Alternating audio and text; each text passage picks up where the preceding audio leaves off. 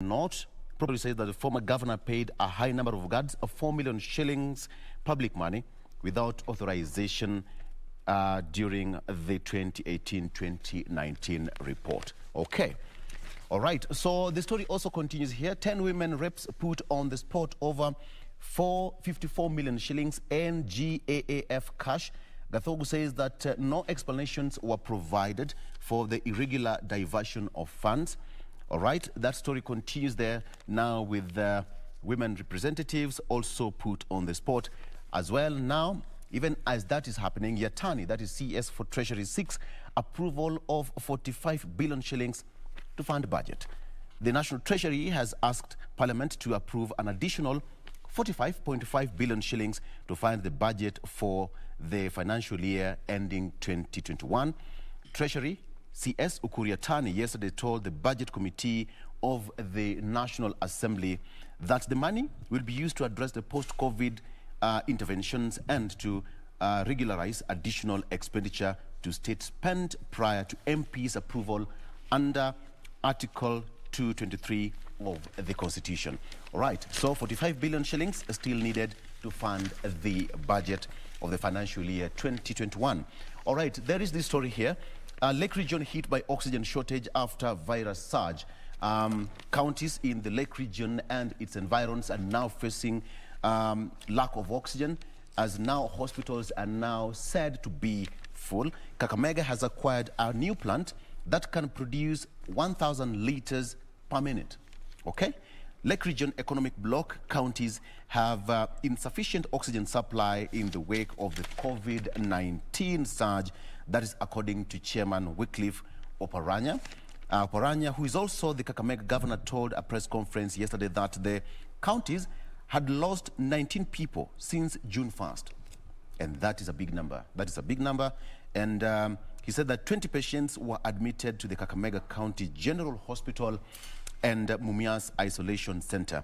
So if you are in the Lake region, make sure that you keep yourself safe and just adhere to the government directive. Don't wait until the last minute for you to fall on that side of the law. All right, still on the COVID issue, 250 inmates put in COVID isolation in Kisii County.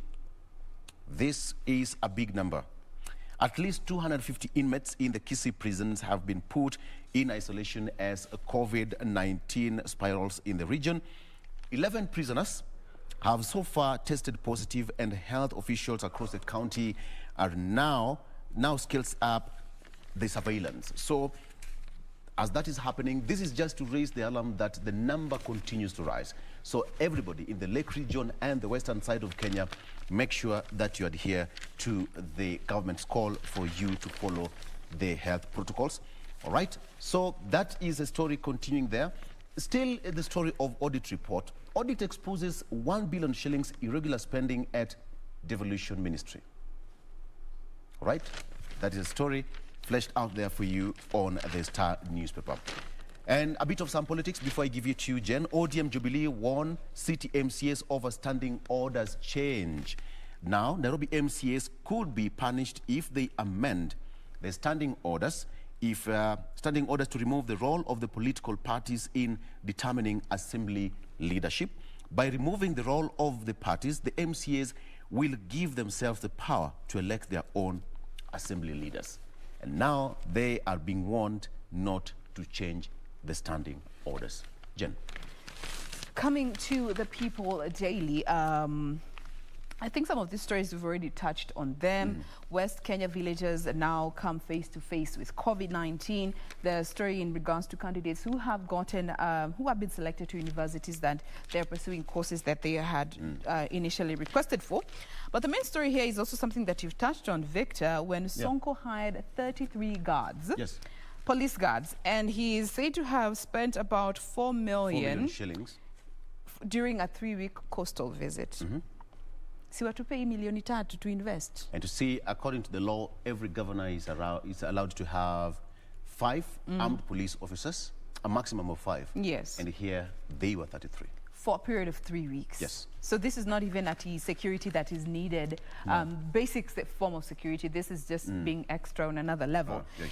Anyway, the other story that is touching on some politics is that Jubilee and ODM I1 presidential candidate. And this is on page 2 of the People Daily, where Jubilee and ODM I1 presidential candidate for 2022. And this is all about the story that is going around in regards to a merger between Jubilee and ODM. So President Kenyatta and ODM leader Raila Odinga allies are crafting a deal that would see these two parties field a single presidential candidate in next year's general election. And looking at politicians who are allied to either of these two parties, they say that Uhuru's Jubilee Party and Raila's ODM Party will be the culmination of the handshake with a merger between the two. Are we seeing a merger in the offing, Victor? I mean, the ruling party and the opposition. It's still possible. Remember President What Kenyatta? are the odds? Yeah, President Kenyatta and ODM leader Raila Odinga once worked together. So it's possible. Even Deputy President William Ruto, all of them worked together, remember? So in politics, anything is possible. Well, it's a cliche, but it's possible. They can merge, they can work together. They've been working together since 2018. But then comes in the question of accountability, and it's something that political experts have brought out. You know, the opposition is meant to keep the ruling party on toes, to check them when they are not doing what they're supposed to. So are we going to be a country without an official opposition party, or we are yet to see another party come out as the opposition?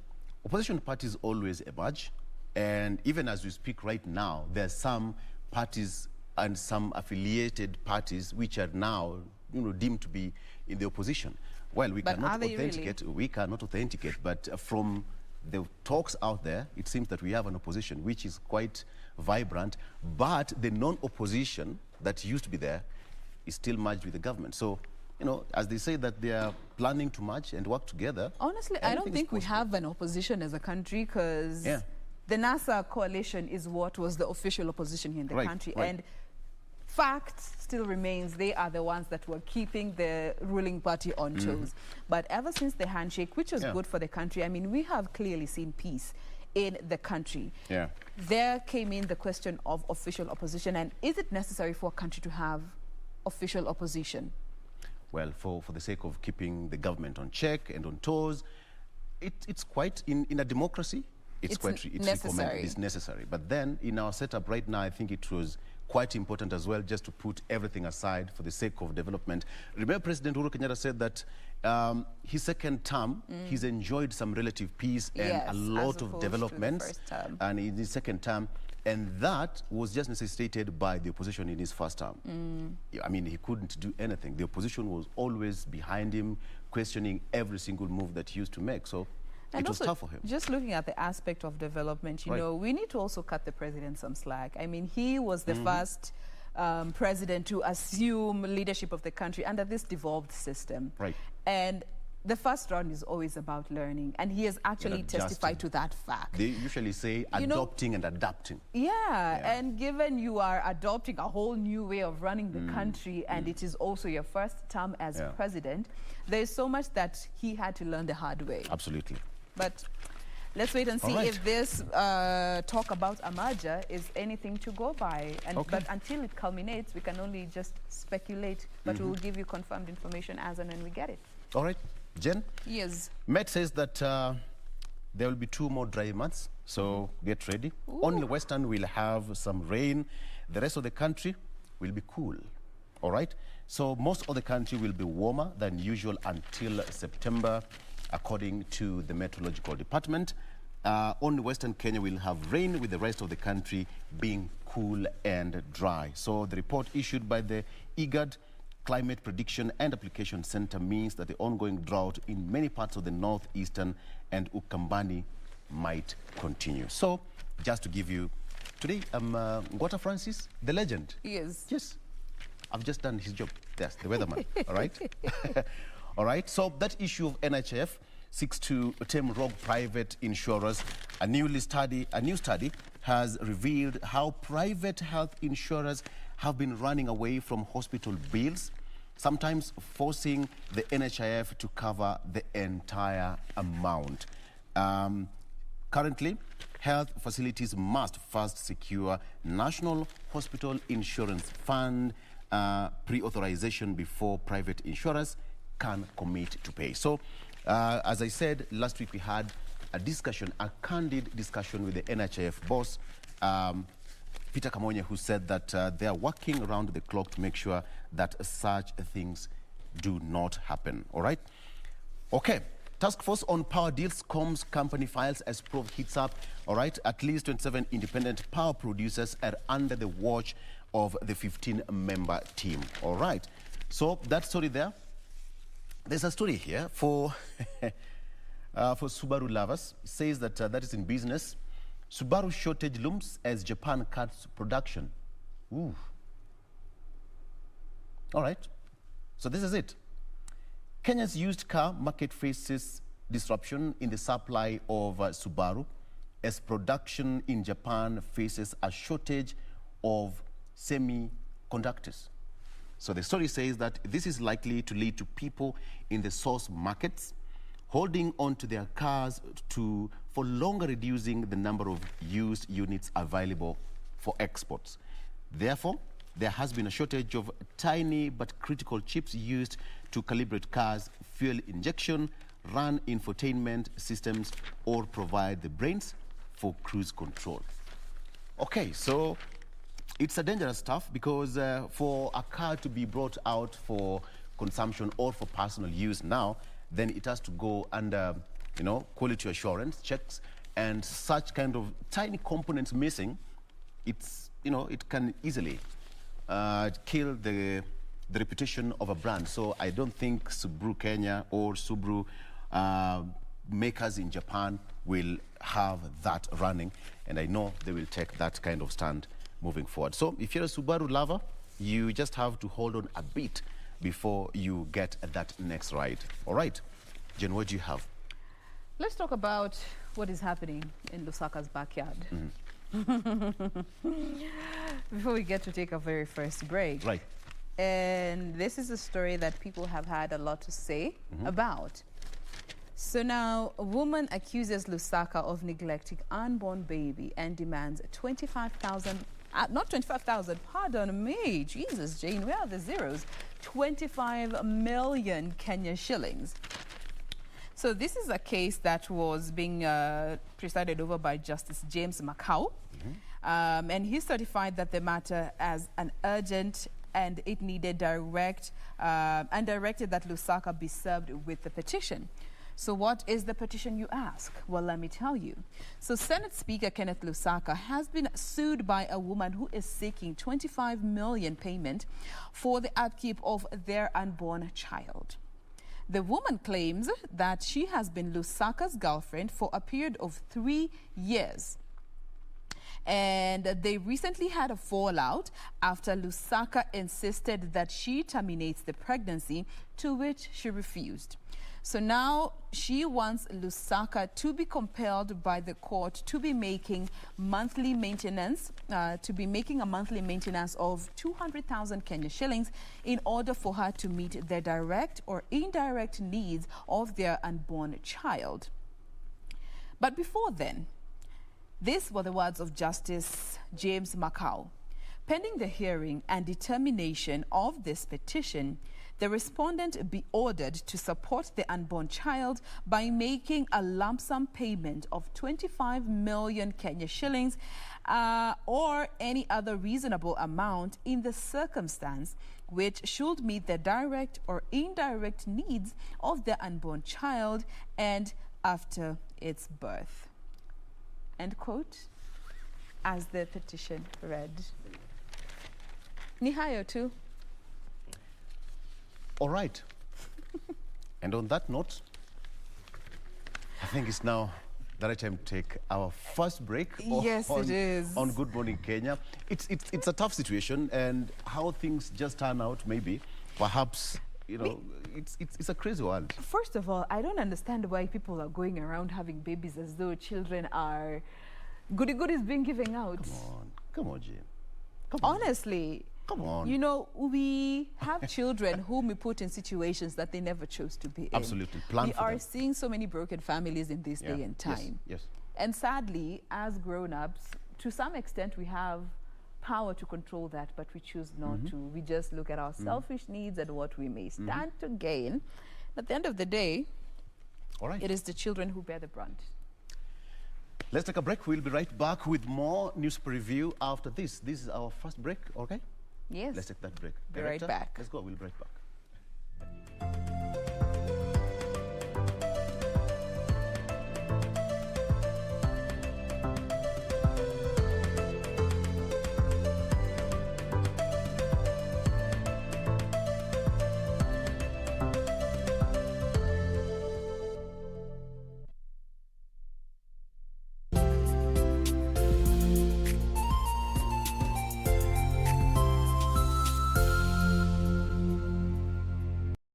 Malaria ni ugonjwa hatari sana unaoua watu wengi hapa Kenya. Japo kuko na korona, hatari ya malaria bado iko. Mtoto huyu alikuwa na joto jingi, kutetemeka, kuumwa na viungo na uchovu. Alikimbizwa hospitali ya umma ambako sheria za COVID-19 huzingatiwa na ni salama kwa shughuli ya upimaji. Vipimo vilionyesha kuwa ana malaria na papo hapo daktari akampa dawa za malaria na kumshauri azimalize, na ili kujikinga wawe wakilala ndani ya neti iliyotibiwa. Malaria husambazwa na mbu. Walio hatarini ni watoto wa chini ya miaka 5 na akina mama wajawazito. Kupimwa na kutibiwa ni bure katika hospitali zote za umma.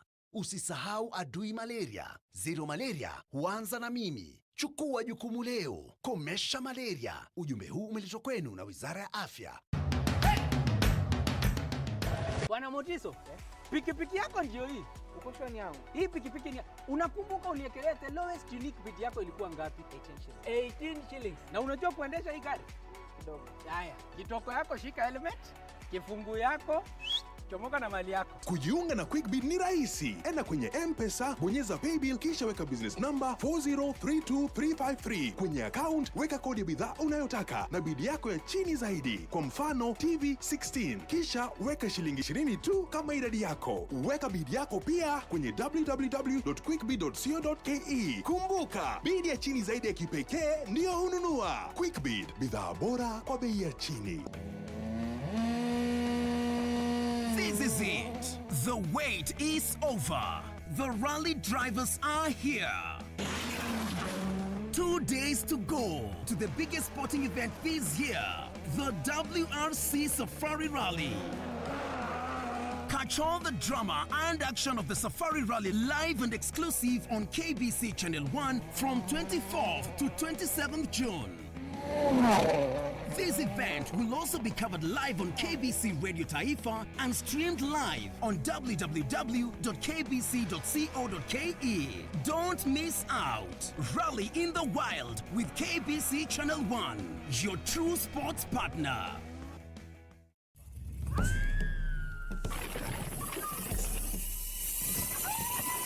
Trouble comes in different shapes and forms. But what's important is getting out there and off the beaten path. Learning about different cultures. Getting that adrenaline pumping while taking in nature's beauty. Muchas gracias. Bene, bene. Beautiful.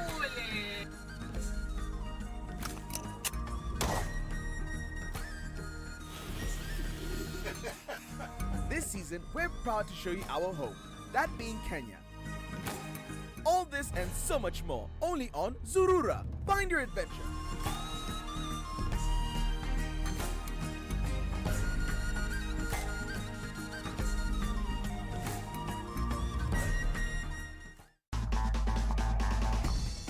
My name is Helen Shiri, formerly of Warembo Bila Makeup Rally Team and Head Girl Racing. The moment I'm in organization for this Safari Rally, I'll be the event secretary. We are really supporting the ladies in Safari, the ones that have entered. I'm hoping they're going to give the men a run for the sport they are better known in. We've really been waiting for this for a long time. We've worked hard on making the preps ready. All we are asking the Kenyans is, if you're not able to come to the spectator stage, you'll be able to follow the whole rally in KBC Channel 1.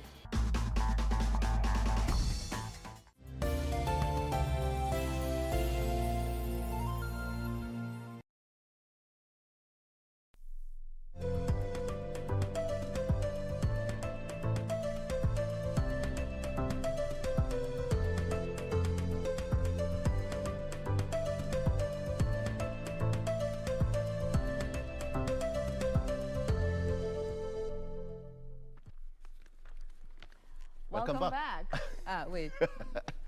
Okay. Dibs. There we go. There we go. Okay. Welcome back. All right. Okay, you are still watching Good Morning Kenya on KBC Channel 1. Still continuing with in the headlines, what's making headlines on your local dailies. And it's now time to go for the standard and give you what's making the headlines. All right, there we have it. On the standard, Ruto allies plan must walk out. Ruto and allies plan must walk out.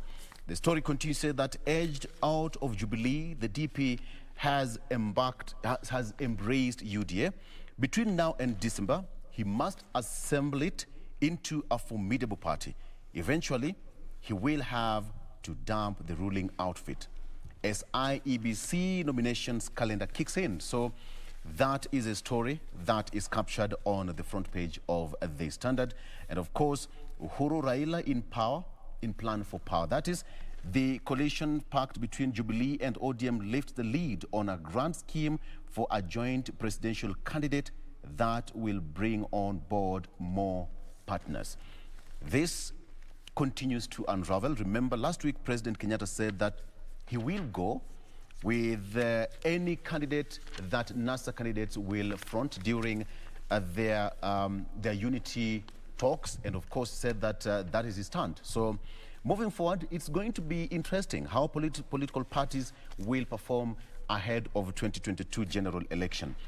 That story, WRC, of course, the Safari Rally is here, fleshed out for you also there. And on that story of Ruto and allies plan to walk out, we have got Rigathi Gachagua, who is MP of Madeira, in the quote. He said that we will begin a mass walkout from Jubilee this December and January 2022.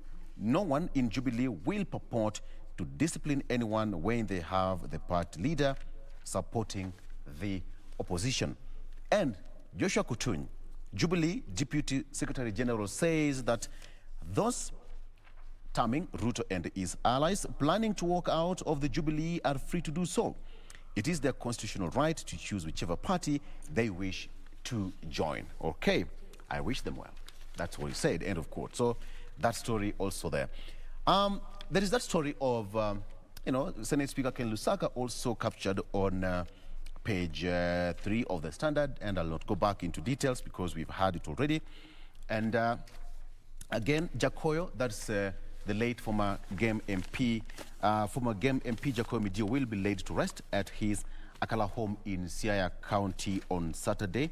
That is according to his brother, Dr. George Midio. Jakoyo fell ill suddenly and was taken to Nairobi Hospital for emergency treatment, but died on June 14th. All right, so Dr. Midio said that the burial committee in Game, Kisumu and Nairobi were planning to give Jakoyo a befitting send-off. All right, so Jakoyo Midio will be laid to rest on Saturday at Akala in Siaya County. That is where his home is. Okay, there's a story here for a man, 42, arrested over defilement and killing of pupil. A 42-year-old man has been arrested over the rape and murder of a 10-year-old girl in Kericho. Kericho County Criminal Investigations Officer John Onyango said that the preliminary investigations showed the suspect abducted the minor on her way home from school and took her to his house. I mean, the issues of men doing such kind of heinous acts have been on the rise. And at this particular point, I think it's just a wake-up call that we have to, be the providers, the keepers. And of course, they need our security. So when the man who is supposed to be giving security to the young ones now being their tormentors, it doesn't work out well, all right? So why Ruto must get out of party in good time? That's a story there on page 4 of the Standard, and I will tell you more details briefly. Jen. Now, Vic, there's a whole page here on People Daily that talks of how when human error goes to hilarious extremes. Now, before, this is the story that has been captured on the entire page here, but before we get to this, You guys remember we had a launch yesterday, for those who did not already get the juice. Right. And the hashtag that was running this social media streets yesterday was This is KBC. And our station was undergoing a rebranding and relaunched, and that is mainly KBC Channel 1, Radio Taifa, and the English service crew. And this morning, we just want to interact with our fellow breakfast gang from the English service side of the divide. We have Shiko and Chico on the other side. Mr. Director, tuko ready na our gang on the other side. What's up, Shiko and Chico? How you guys doing? Well, my status today is very simple. Okay, but I will put believe, because that's all I'm doing right now. I believe in hanging out with you and having a fantastic show every single morning. I believe in entertaining you listening to us. We love to have your company. And I also believe that I'll help you style off. So believe. And I believe in the next, what is it? Status update? That's one. We have two. Yes. Let's go. Yeah. So we've got one here that says, since death has no date, consider every day as the last day of your life. Do good to all and forgive one another. And then there's one here from Mark Macau that says, sometimes we can only find our true direction when we let the wind of change carry us. I think I'm going with the second one. Not that the first one was any bad or anything. No problem with that. It's just that I don't get jerky for. Yo, remember, it's the last day. Like, I know I'm going to die. I don't want to think about that right now. But winds of change, I like that. Hey, Mama, I made it! I'm on TV. How about that? I hope you're enjoying yourself. So if we're on TV, I guess they can hear us, right? Victor, hello? Are they there? Can they hear us? Hi. Hey, Chico Lawi, good morning. Victor, we had Victor a minute ago. Hey, but I'm dark-skinned. Yeah. What's up, guys? We can hear you. That's a face only a mother could love. Face for radio. Oh, you can hear. Oh, that's a beautiful voice. Are you sure you don't want to do radio with me? Oh, yes, sure. Chico, you will have to come to this desk and then probably just cross over to the studios, you know? We can do this. Okay, so there's a delay. Guys, I hope you guys are having a blast. Here's the thing that I wanted us to talk about, and I hope I'm not talking over you, Victor. Maybe I am, but we can barely hear you. But just for the record, you guys have a fantastic look. I know you're seeing our studios. Relax. You guys have a beautiful studio. We are working on it. Our new studios will be having this fresh look. And you know, if that was a lie, I'd be putting pressure on the bosses, but it's not a lie. They are working on it. So we'll look as good as you guys, but we love the things that are back. Vihoja Mahakamani, the original is back. Oh, that's fantastic. There's a brand new series, Maza. That's what I'm waiting for. Now, you know the story of Maza. You know the story of Maza. I'm sure you're going to tell me. Yeah, so this person comes into a family and has their own principles and decides to put their principles on this family and make them change for what they want them to be. Pretty much like what you would do if you had come into someone else's family. You go and you try and change. So those are one of the shows that I'm looking forward to. What's this guy saying? I have no idea yet. But it's a fantastic show, and we hope that we will be catching that. Okay. The Safari Rally is also there. What else do we look forward to? Chico Lawi, just a question.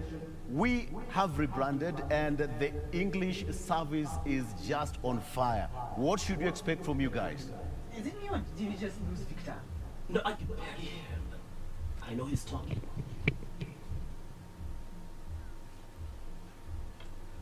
Okay, all right. Okay. Sawa. I see silence there, so I'm assuming we can jump in here. We can barely hear you, so we'll probably have to just say goodbye. Julia, can you speak? People want to see this radio face. All right. And hear your voice. This is Julia Wanjiko, Shiko, on the brand new Breakfast Club on KBC English Service with Shiko and Chico. And we're coming back with your birthday shout-outs right after this. Once again, Mark Macau, congratulations for the status of the day. Sometimes you can only find our true direction when we let the wind of change carry Mark Macau, send your number, DM your number, me to me at 250. Aye.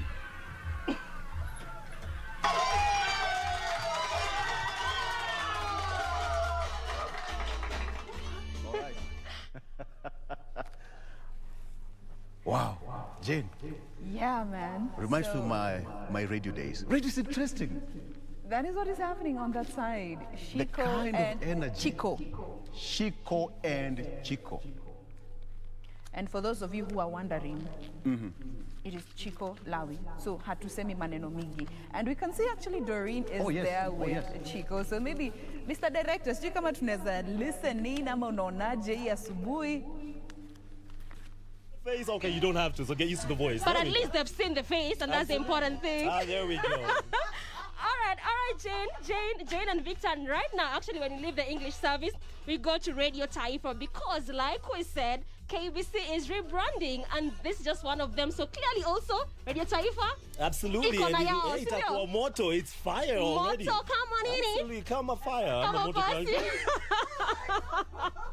all right, Jane and Victor. We're going now to Radio Taifa, and of course, we'll bring you more of the freshness that the KBC is trying to. So viewers should just, and our viewers and our listeners, both of them, lazima wakae pale wamengoja, because it's all going to be brand new, exciting, interesting. You don't want to miss this. You really don't want to miss this. Vic and Jane. So that is from English service. You want to dance up? This is interesting. I mean, Doreen Narange, you're having more fun than us here. No. No. Okay. So that is what is happening on English service. They also rebranded yesterday. In as much as Chico and Athea administration pressure helpful in regards to redoing the studio, don't worry. And just as yesterday we had a conversation with our managing director, and he did say that this rebrand is part of a bigger strategy of just repositioning us as the state broadcaster, and especially when it comes to our mandate in delivering. In a bit, we'll also be linking up with Doreen again as she crosses over to Radio Taifa, where Bonnie and Cynthia are live on air. Sisi watu asubuhi tunapenda kusalimiana to Julia and Hali, just to understand how things are for them, what more plans they have for you as our viewer and as our listener of the many stations that we have under the Kenya Broadcasting Corporation umbrella. So Doreen, she will be back in a bit. Now, before we get back to Doreen, ukiona Victor ametoa handkerchief akapanguza forehead.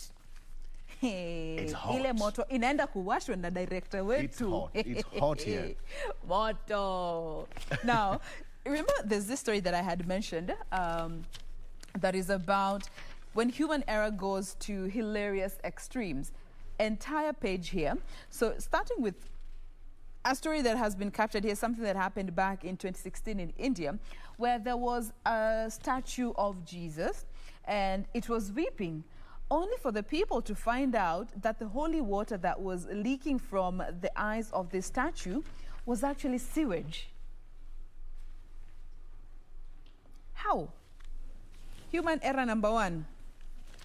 Human error number two. So there's this family in China that had to give up their pet puppy, only when they came to find out 2 years later that it was growing into a bear. Ooh. How do you confuse a grizzly bear with a puppy? For 2 years, they had raised this bear, a grizzly one, thinking that it was a puppy. And then when it started growing to massive sizes, that's when they're like, Kwani, this dog is mutated, and we're in China, so it couldn't have mutated anywhere else. We are the masters of mutation. Then we move on to this other story here. Now this one is just, I think it's just plain ignorance, Vic. So there's this woman, this is a story that happened last year in California, where this woman was shocked to realize that the potted plant she has been watering and looking after for the last 2 years was actually made of plastic. No. Newspaper down. Was made of what? Plastic. You water and care for a plant for 2 years, only for you to just flip it upside down to see it has a wooden stamp. Do you discover any plastic? I mean, just first of all, have to verify. Everything is fake in this world nowadays. But 2 years? 2 years? Even this other one's raising a bear for 2 years, only to come and discover that it is actually a bear, thinking it was a puppy. Wow. Okay. Or I'm the one who's being a bit too critical. All right. But really, Victor.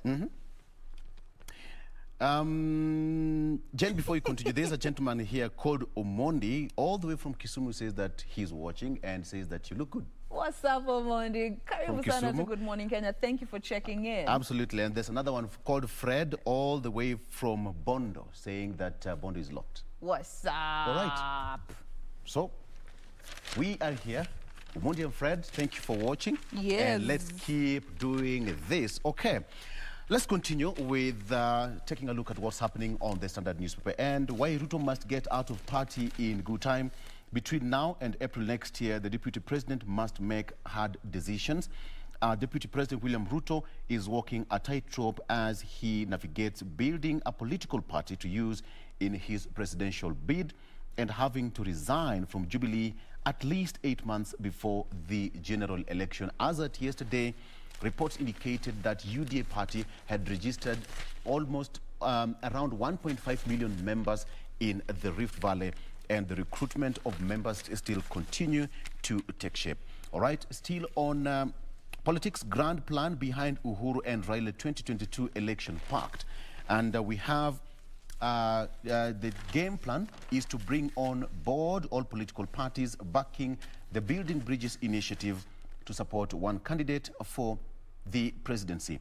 The planned 2022 pre-election coalition between Jubilee and ODM has lifted the lead on a grand scheme for a joint presidential candidate to face off with the Deputy President, William Ruto. Now, President Uhuru Kenyatta and ODM leader Raila Odinga have already started talks to craft a coalition. Okay, the game plan, according to an insider, is to bring on board all political parties in support of the Building Bridges initiative to back one candidate for the presidency. So this is going to be interesting how it's going to move on. We have a quote by Atwoli there, that is KOTU's Secretary General, saying that it's going to be a two-horse race. Let those who think that they can go it alone try. That's according to Sec-Gen of KOTU, Francis Atwoli. Of course, they say that they are going to have a coalition to front one candidate who is going to battle it out with Deputy President William Ruto in 2022. Now, university students who missed dream courses to make fresh pick, now this is a sigh of relief.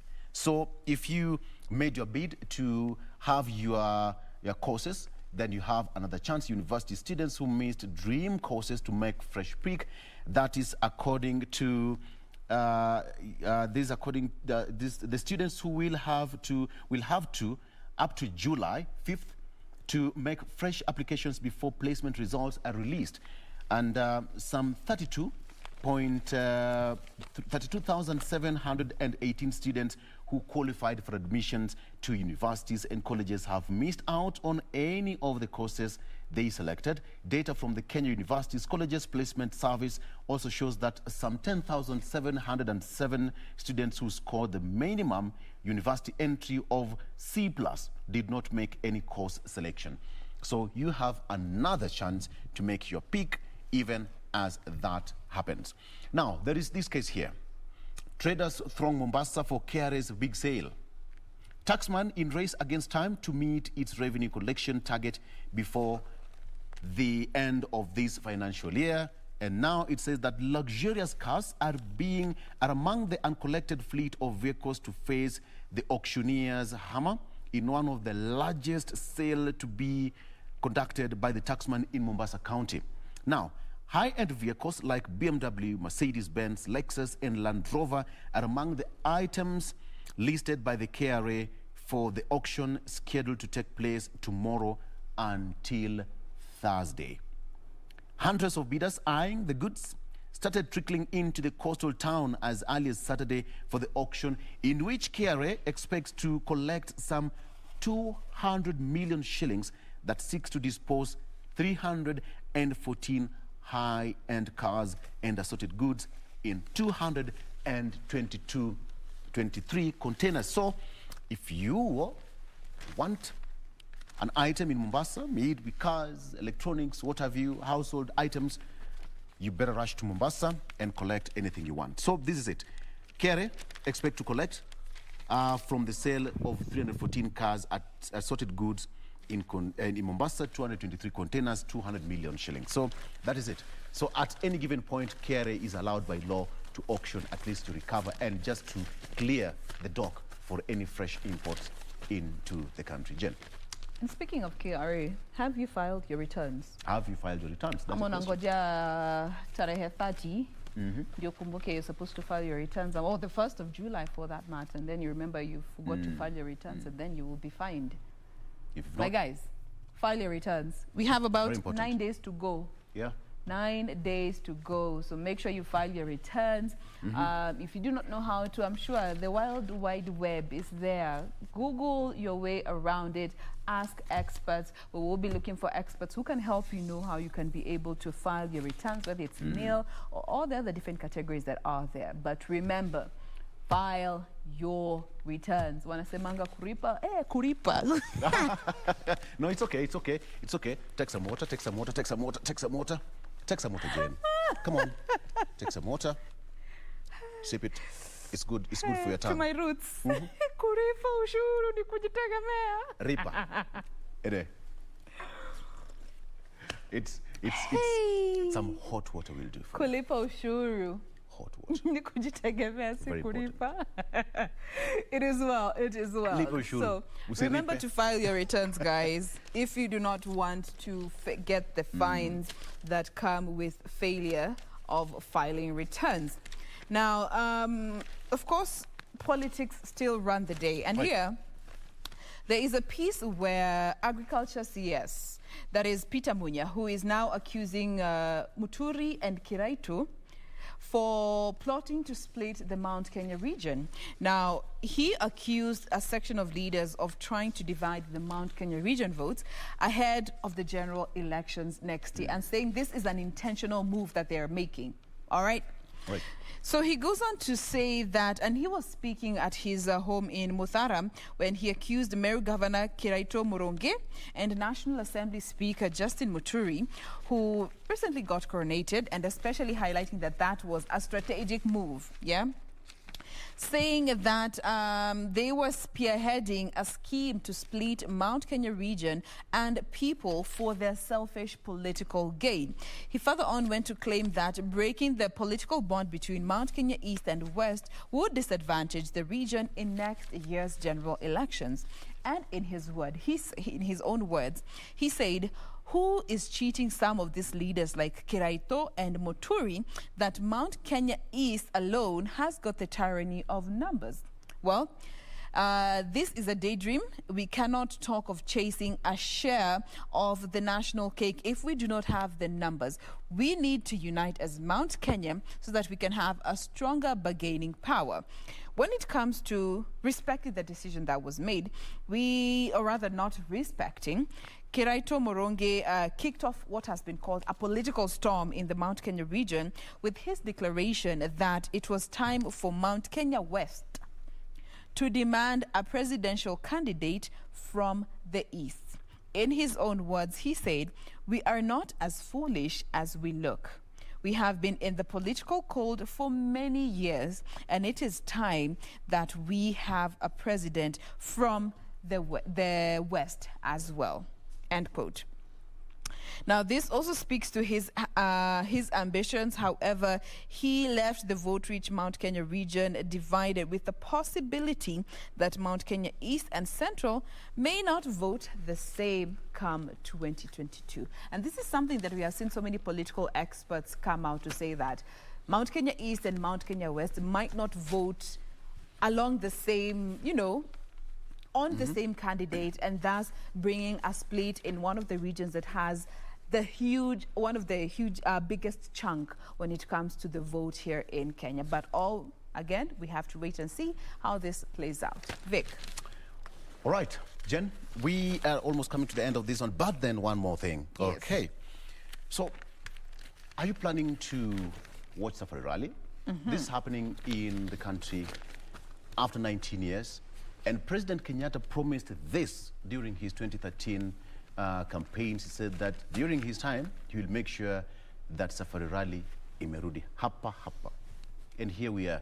It is an opportunity of a lifetime.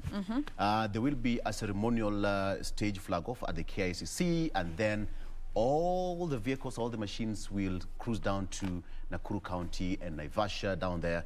The Hell's Gate. It's just going to be a whole weekend full packed, you know, petrol heads, you know what I'm talking about.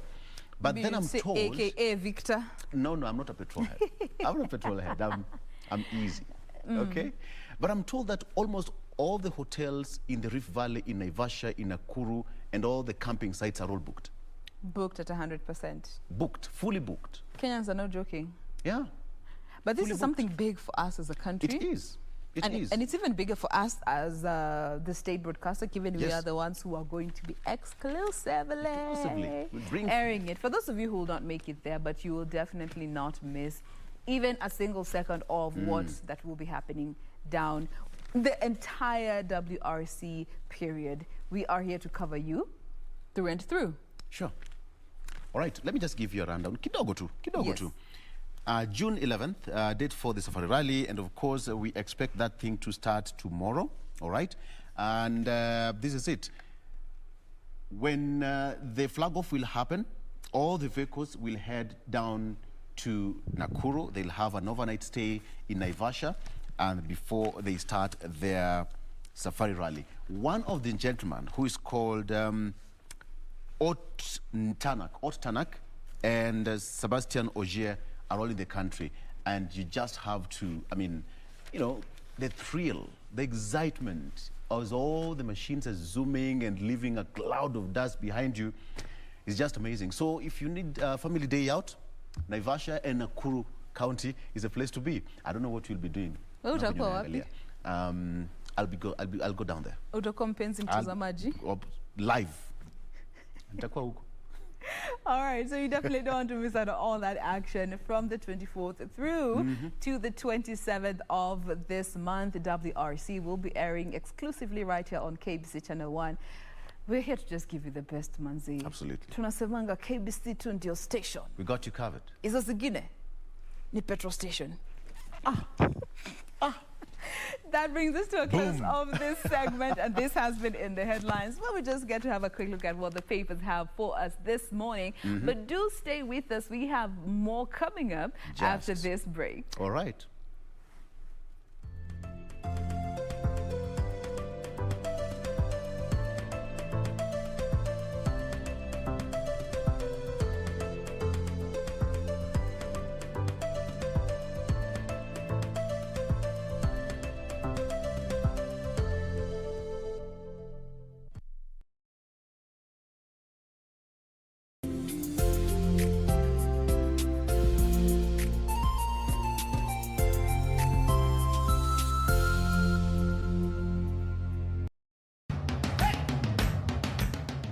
Bwana Motiso, pikipiki yako ndio hii.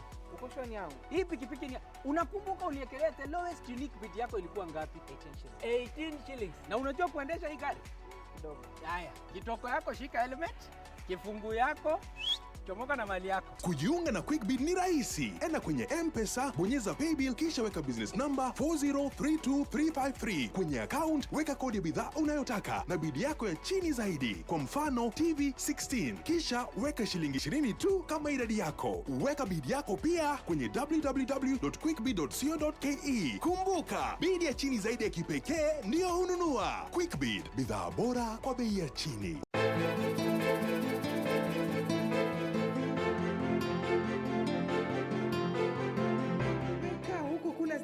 Lakini ujue huku nyumbani majukumu yanakungoja. Mimi naja Lea, naja. Heri Kuda anajistiri kwake kuliko kuku anayechangatanga kwa watu mwisho akageuzwa mboga. Ikiwa wewe hukushughulika hata na hawa watoto wa dadako, leo mimi nitakuhusisha vipi na masala yako? Maya, mamdogo hawezi kukaa hapa. Hawezi ama utaki akaya. Na ukifukuzwa kule nyumbani, usije kunibishia hodi huko kwangu. Ubishiwe.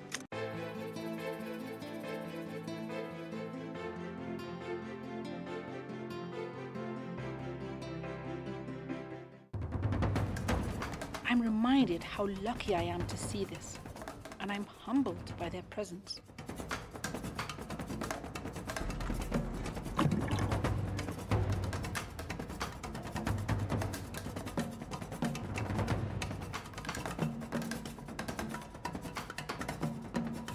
I hope you're ready for climbing trees. This is Wildlife Warriors.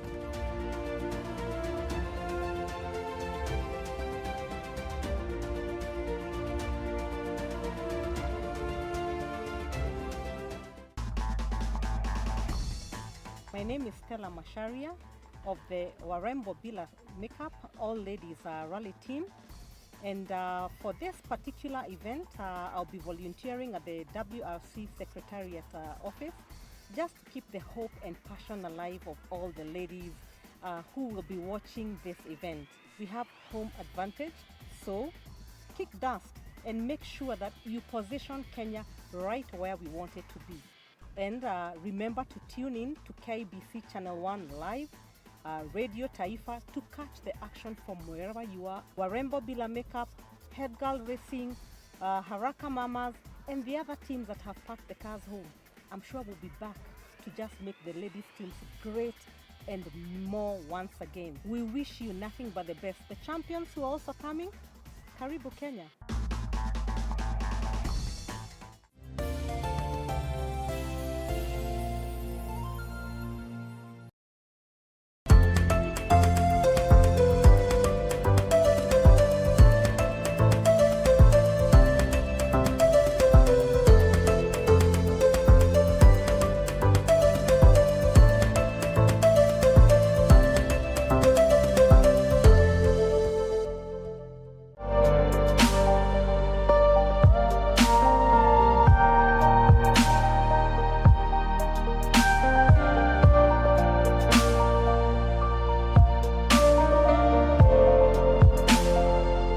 This is Mwanasha Salim.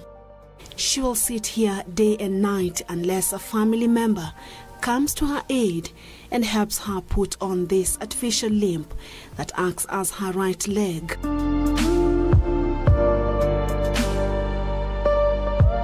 Mwanasha has lived with leprosy for more than 50 years. Nimeanza vidonda hapa kimoja, ikawa ikiingia ukikaa sana ule mfupo unaharibika, ndio nikaenda nikakatwa maembe. What began as discolored patches on her skin when she was still a little girl would later cause her paralysis and loss of her limbs. The disease not only deprived her of the right to education, but also due to late diagnosis, Mwanasha, a once renowned business lady in Msambweni, bears deep scars of leprosy. Kutoka nikatoa mguu, nashukuru sababu wana chakula tu, ukitoka una kazi yoyote kufanya, mikono una utafanya kazi gani? In the neighboring Mwamanga village lives Rashid Mwagore. He is a leprosy survivor. Rashid tells me he began experiencing the early symptoms of leprosy almost a decade ago.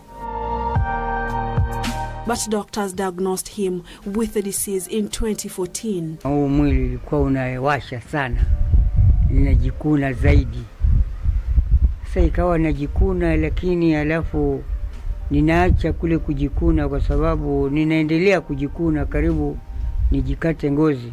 He was put on treatment for 1 year to stop the spread. Unfortunately, the disease had damaged his hands. Sasa mpaka ni sasa pia ninaona uzito kwa sababu uzee na hii mikono bado kama imepumbaa, haijashika kitu sana. Lakini hivyo pia nashukuru, sio kama pale mwanzo. Abubakar Hamisi is a testimony that leprosy is entirely curable, and if treated in the early stages, disability can be averted. Ishara moja ambayo ilikuwa inasumbua ni mwili kutambaa vidudu. Unasikia mwili kama unatembea wadudu, lakini hakuna mdudu mwenye anatembea. Alafu ngozi inageuka inakuwa nyeusi. His case was identified by health workers before he experienced any symptoms. He was declared free from the disease 6 months into treatment. Mpaka kufikia saa hii ile ugonjwa imeisha kwa mwili wangu, ambao ilikuwa kuna ishara ambazo zinaonekana kabla hujaulizwa kama wewe ni mgonjwa ama si mgonjwa.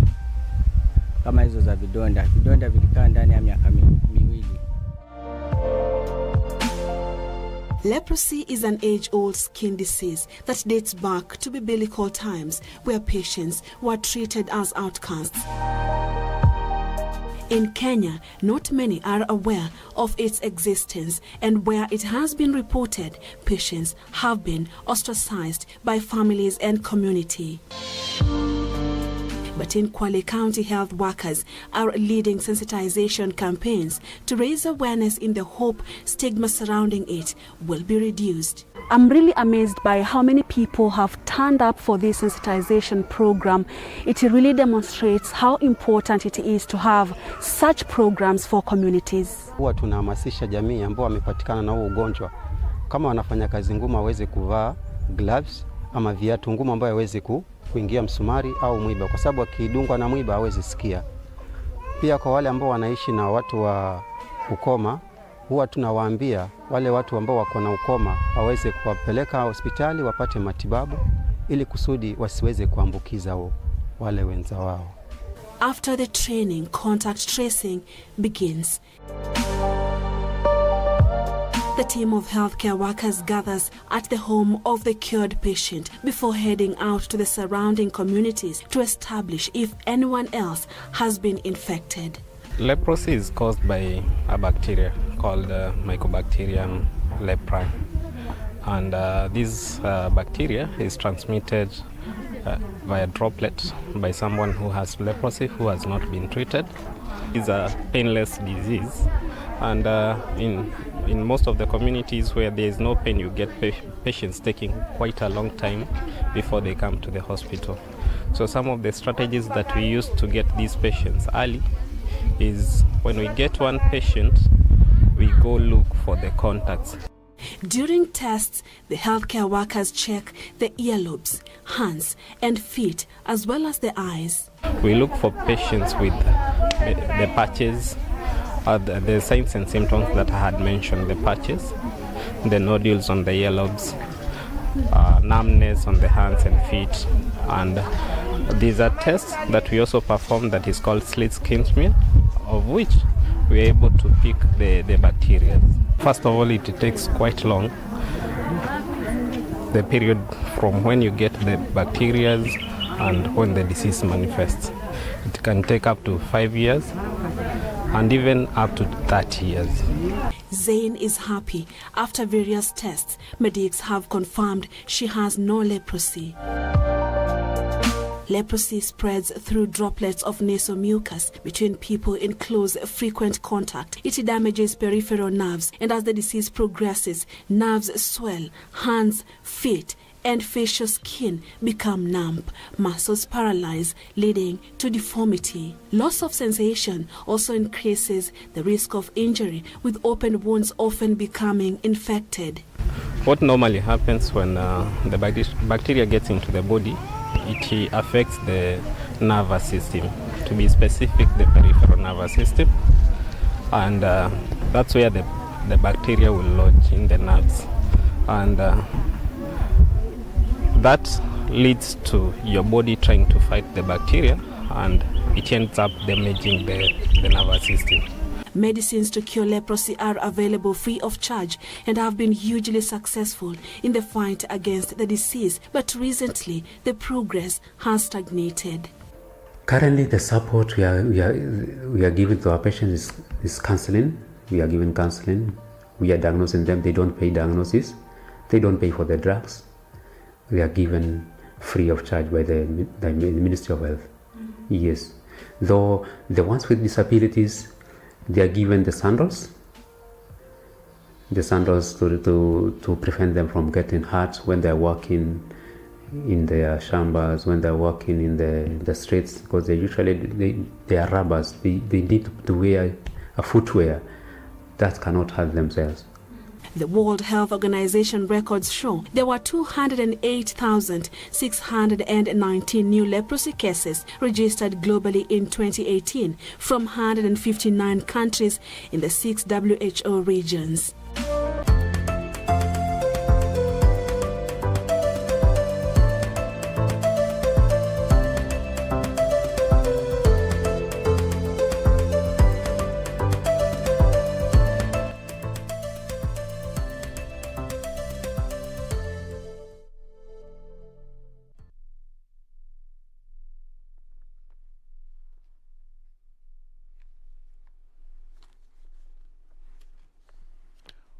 All right, welcome back. You are right in time for People in Politics. It's Tuesday, 22nd of June, 2021. And with me, I will be joined in studio via Zoom, of course, Dr. David Masanga, who is our analyst here. And of course, we have Joseph Simeka, who also will be joining me via Zoom all the way from Vihiga County, so that we can talk pertinent issues that affect you as a citizen of this country. But before then, you know, we got to do this. Let me join my colleague Doreen Arange on that side of the KBC Radio Taifa. Doreen, good morning once again. And Radio Taifa, you are just from the English service. Now you are at the other side of the Radio Taifa. Doreen. I promised you earlier that I will be coming to Radio Taifa just from Living English Service, because we want our viewers to also have a taste. The voices they hear, they put a face to it and try to understand what exactly we are doing as a corporation, what exactly KBC is doing, what exactly this rebranding is all about. And right about now, I'll be speaking to the two famous radio presenters. Mmekuwa mkiwasikia pale zinga la asubuhi, but maybe in radio we don't talk that much. We dance. What do we do, Bonnie? We dance first. Okay, bring the song. This is actually all of them, and this is just their energy. Okay, let us go. That's what I'm saying.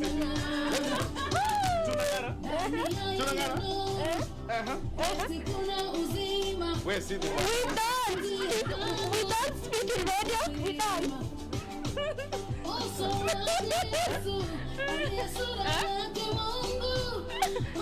No. Kuna sura mpya ya kudance. Sura mpya.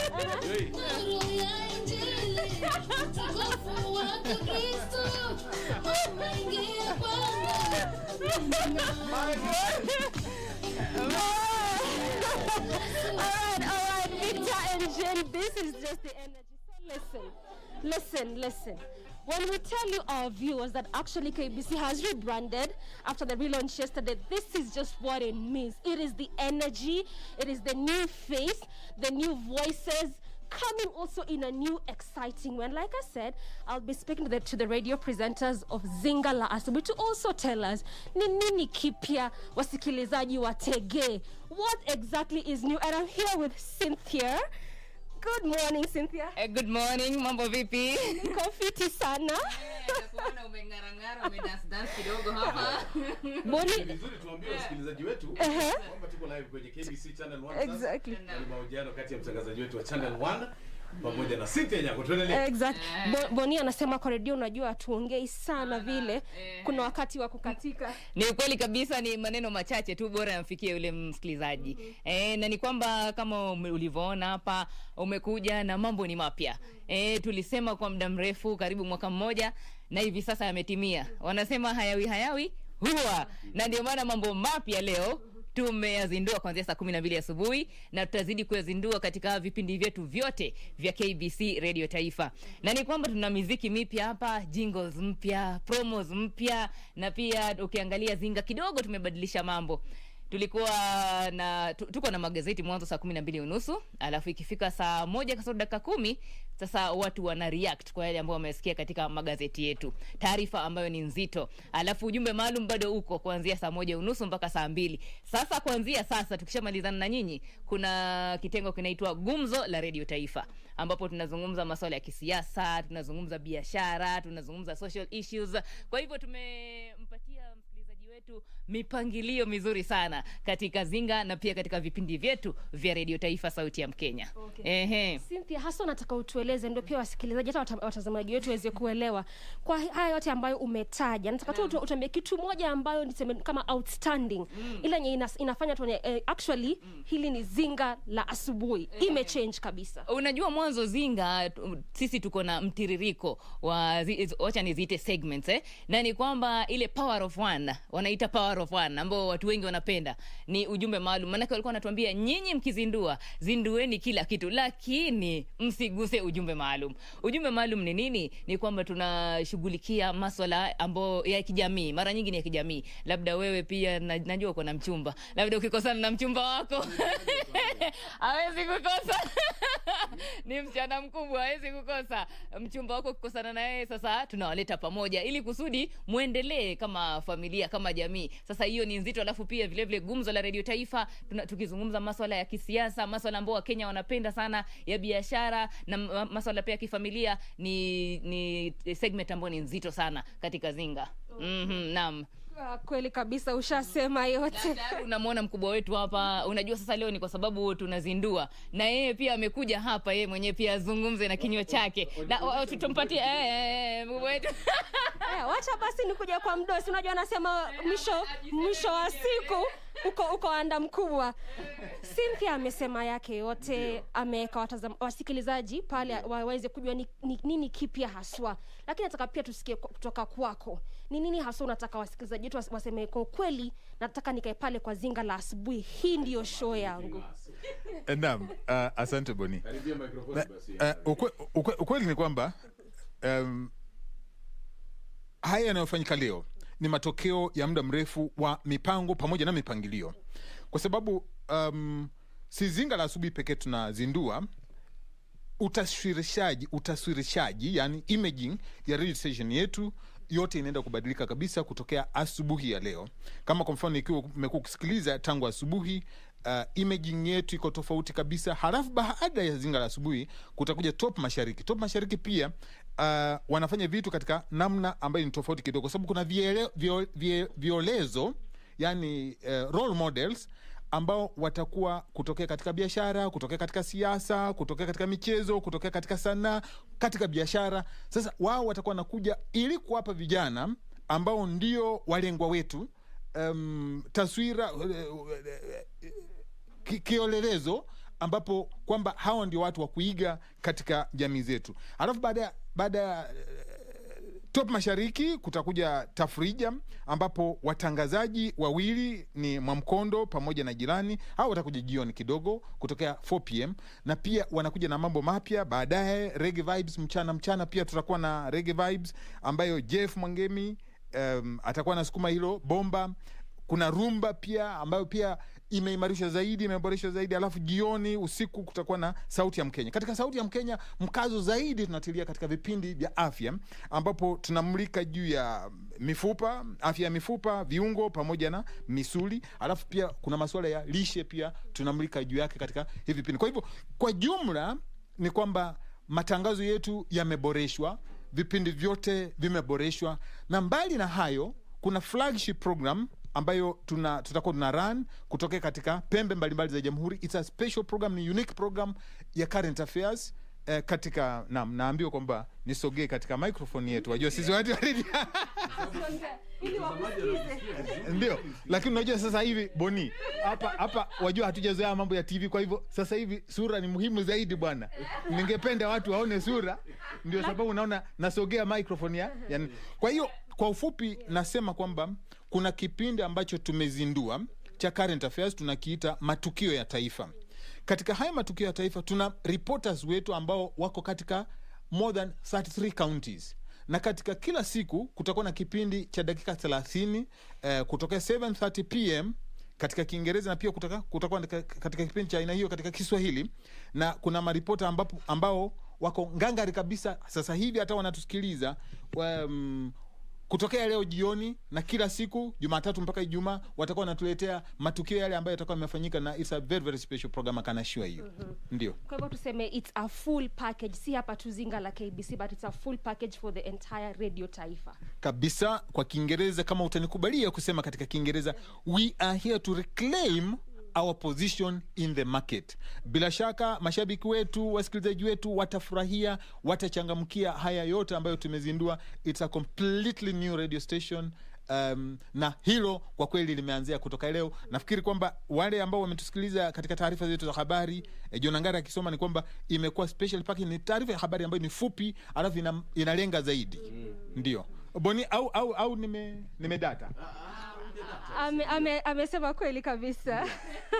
Haya, asante. Okay. Na unajua nasikiliza ndio. Aya, nataka sasa tukuje kwa Boni. Boni, unajua wanasema ngati mara nyingi wanakuona, wanakusikia lakini hawajakuona. Sasa wacha wakuone kabisa vizuri. Unakuona tu pale kwa TV lakini hapa wajui unakaa vipi. Acha sasa wakuone. Na nataka kutoka kwako tupate ile mtazamo wa social media. Unajua mara mingi nasema KBC hatuko pale kwenye social media, sauti yetu haisikiki pale. So wakati ambapo kumezinduliwa hivi, ni nini ambayo wasikilizaji wanafaa watarajie? Kitu kimoja ambacho nitakueleza ni kwamba tulipokuwa tukijiandaa kwa ajili ya uzinduzi, tulizingatia mifumo ya kisasa ya utangazaji. Na mfumo mmoja wa kisasa ni kwamba radio siku hizi haiko tu hapa hewani. Hii mix ambayo niko nayo hapa na hii microphone, radio is online pia siku hizi. Kwa hivyo tunapozungumza hewani utapata kwamba kuna wenzetu wa digital ambao wanaandika mitandaoni kile tunachozungumza. Unaelewa Na wanatumia Twitter handles zetu, kwa mfano @KBC Radio Taifa, @Boni Musambi, @Cynthia_Anyango1. Pia kwenye Facebook tuko consistent kila siku katika fan page. Tunahakikisha kwamba tunaandikia wasikilizaji wetu kile ambacho wanatarajia kwenye radio, katika Instagram tuko na kadhalika. Kwa hivyo watu watarajie mwamko mpya wa KBC mtandaoni. That's why kutoka juzi #ThisIsKBC ina trend, kwa sababu tuko na kundi zima tu mtandaoni. Ndio. Kwa hivyo inamaanisha pia si tuko pale, at least tumeonesha we are there, we are active, na Wakenya wanafaa pia watarajie hayo. Very active na watu follow. Actually naomba kama unatusikiliza au kututazama, utufollow katika Twitter handles zetu @Radio Taifa FM, @Boni Musambi, @Cynthia_Anyango1, na uendelee kuretweet kila tunapotweet, ndio tujue kwamba tuko pamoja. Sawa. Aha. Asante sana Boni, tumeshukuru. Umetueleza yote ambayo people need to expect from KBC Radio Taifa, and also specifically from Zinga la Asubuhi. So actually this is just what is happening in regards to what KBC Channel 1 is doing. So it's not just the TV station, but clearly from what you've seen today, also the radio station that has been well captured there. So Jane and Victor, I'll get it back to you as you try to see much of what is happening, and also try to bring you more and more radios and what they are doing there. Boni nasema to dance, so why not? Why not? Oh my goodness. Doreen, if there is anybody who has had fun today, that is you. Of course, that is Radio Taifa with Boni Musangi, the legend, as well as Cynthia Anyango. As they've said it, you must expect and you should expect lots more from them. Thank you, Doreen, and of course, Boni Musangi and Cynthia Anyango doing a great job there. Earlier on, and Martin Kingasi as well, of course, who is the radio boss there at the Radio Taifa. And of course, they have just told you that they have got so much in store for you moving forward. It's a new dawn for the national broadcaster. Moving forward, it's going to be a whole new thing for you. So keep it there. All right. So let's drop that, and now let's get into the whole debate today. And as always, it's people and politics every Tuesday, and today is one-on-one, man-to-man today. I have Dr. David Masanga today with me, and it's going to be tough. We're going to tackle some of those issues head-on, and it's going to be, it's going to be cool. It's going to be cool. We're not going to fight literally. It's going to be cool. So, Dr. Masanga, welcome to the show as always, and thank you for always finding time to join us. First of all, let me start with you, Dr. Masanga. It's a new dawn for KBC, the national broadcaster. The station opened doors way back in 1928. What do you think about this, the new dawn for the KBC? Dr. First of all, thank you very much. I want to take this opportunity to thank the managing director of KBC, my good friend, Dr. Bilal. Thank you very much. For the first time since I have been in Kenya, I can see that the giant of East and Central Africa has come back. The giant, this broadcasting station can be heard everywhere in East and Central African and Africa at large. If you are in Kigali, if you are in Kampala, if you are in Maputo, if you are in Harare, Dar es Salaam, you will hear a giant of East Africa, Kenya Broadcasting Corporation. If you are in Sudan, in Khartoum, in Juba, in Addis Ababa, this radio station is heard. The colonial masters brought a very good station. And Victor, I am one of the most humbled and happy people, one of the happy people in this world of East Africa. That at last, we can now compete. At last, we can now challenge. We can bring a variety. We can stand. And I'm very happy to be the first person in this new studio to talk about Pan-Africanism and how to move forward. But I want to thank the management, especially Dr. Birar and his team, the entire team, for bringing back the voices that we grew up. Maybe Victor grew up. For me, I started listening to Madame Kab. Okay, all right. Long time ago, and I'm very happy. Okay. Yes.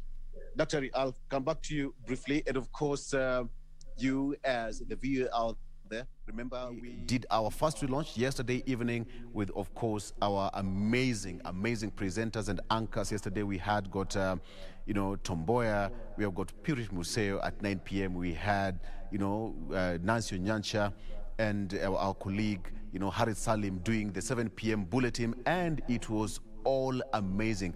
All we can tell you is that the only place just to keep it right now is KBC Channel 1, because you're going to get the real story, fresh new talent. Some of them are the legends. We just have to bring it back, just go back to way back in the day and just get to know how the legends used to do this stuff, all right?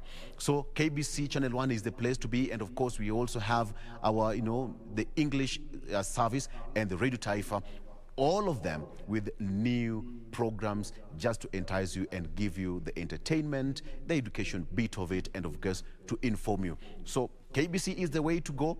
You don't have to touch that dial. On the radio section and the radio side, we also have talented and new talent. Earlier on we had Chico Lawi, also there with the Shiko. All right, my colleague Jen just said Shiko and Chico. All right, okay. So this is where we are. So KBC is the way to go. And of course, moving forward, we're also going to have a discussion with Dr. David Masanga on people and politics, just to have issues affecting you as a common mwananchi and what we need to know moving forward. Remember, 2022 politics is, heating up slowly, day by day. And of course, politicians are also going to be scrambling to have that piece of cake. That is your vote. And how they're going to convince you, it is time for you to be taught and to be educated as a citizen, for you to make the right decision. Okay, so we go to Dr. Masanga now. All right. Dr. Masanga, welcome to the program once again. And of course, it's a brand new dawn.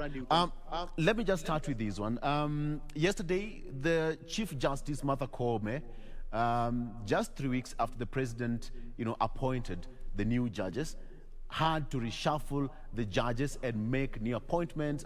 Just to transfer them and just to make the whole house in order. What do you think, and what is your take on that particular move that Justice Martha Koome made yesterday? Dr. Ari. Thank you very much, viewers. It is the right move in the right direction. I have a lot of respect for the new Chief Justice, Madam or Lady Koome, Martha Koome. She will change things, and this is what we want in Africa. This is what we yearn for. People are looking at things changing, and her transferring people to different areas, to different courts, to give new breathing space for new people a new direction for the judiciary. Remember, if the three arms of government are not working in harmony, you will have a lot of chaos. You will have a structural challenge. You will have a structural conflict coming out because they are not working together. I am very impressed that Madam or Lady Justice Kome, the Chief Justice, has taken this decision. Of course, Victor, it takes a time when there was an order saying they should not be deployed. I think she's taken a decision that whatever happens, these judges are already sworn in. And I have liked the way her approach, that I will still go back and have tea with President Uhuru Kenyatta, and we talk about that type of silent diplomacy. Silent diplomacy, not rooftop. Forget rooftop diplomacy. Rooftop diplomacy creates conflict, but silent diplomacy solves the problem, Victor. All right, and now moving forward, it's a matter of now justice being dispensed, and the cases of case backlog. You know, it's just one thing that Justice Martha Koome is going to battle with. Do we expect as a kind of, you know, speed for these judges to clear this case backlog? Yes, it is going, and all what we need. I think the government now, the executive, should look at giving money, empowering Lady Justice Koome to have money. There must be money available to be utilized on how to make cases be heard quickly, disposed of, and we have a serious, you know, take people to court, take people to jail. You know, corruption charges are still hanging. So many people have been arrested, but nobody has been, you don't see some of the cases that have taken 5 years. Some cases have taken 5 years, and you can't know what is taking place in the courts. So time has come. Let's give her support. Let's give her moral support. She is going in the right direction. I am very pleased about it. Absolutely. And so at the end of the day, what should we expect from Justice Martha Koome from that move? To sentence people. Let's sentence people. There are cases there where there is evidence that the defense lawyers argue their case, the prosecution makes its case. Sentence people, send some people. You know, Victor, we are talking of Kenya being poor. We are talking of Africa being poor. Kenya and Africa are not poor. We are poor. Wanjiku is poor because money is taken by corrupt individuals. Money has been eaten. Money has been taken. Money has been seriously, you know, corruptly taken by few individuals who have built palatial homes, while Wanjiku has nothing. So time has come to send some of these guys, like what happened in Singapore. You see them in the committee, then we can even educate their children while they are serving their sentence in committee. They should not be walking around here. Okay. Daktari, at this particular point, well, the cases are now going to be expedited. Of course, many people would expect to have justice, you know, served to them and dispensed quickly, so that the case backlog in all these courts, as earlier is stated there, but even the previous regime, can be expedited and people can get justice. All right, Daktari, let's talk about the issue today on our newspapers. On the Standard, we have got Ruto allies and plan mass action, mass walkout, and another part is that President Uhuru Kenyatta and Raila in plan for power. Now, let me start with you, Daktari. We expect political parties to merge moving forward. And of course, we expect even, coalitions to be formed and mass walk out as expected. According to you, what do you think is the right thing that the deputy president can do right now to salvage himself and the UDA affiliate members? Thank you very much for that question. There is something that I want to say this morning. A door is called a door because it opens and shuts. Full stop. I don't know whether, Victor, we are on the same length now. I'm becoming... Oh, yes. I'm trying to pick my philosophy. I also studied a bit of philosophy. A door is called a door because it opens and shuts. Time has come for President Uhuru Kenyatta to shut the door. For people who are not helping him in the remaining 1 and 12 months, shut the door. That's all. If you can get that philosophy, that's all. Shut the door. And those who want to open the door to go to UDA, go and go forever. Go and do something else. This question of pretending that we have a marriage, that there is a jubilee, that there is President Uhuru Kenyatta, a friend of, they can be friends, hi, but there is no more friendship, Victor. It is gone. The marriage is not there. And let's speak facts. President Uhuru Kenyatta has a legacy to finish up to August next year. Let's not pretend. Your Excellency, shut the door. A door can be a door when it opens and shuts. It doesn't open and leave it open. It shuts. Those who have declared they are members of a new party with a new constitution, with a new manifesto, with a new ideology of hustler, shut the door. Remain with a few friends. No, wait, let me finish. Remain with a few friends. Those who value the nation called Kenya, who want a united Kenya, according to your liking as the president. There are people who want Kenya united.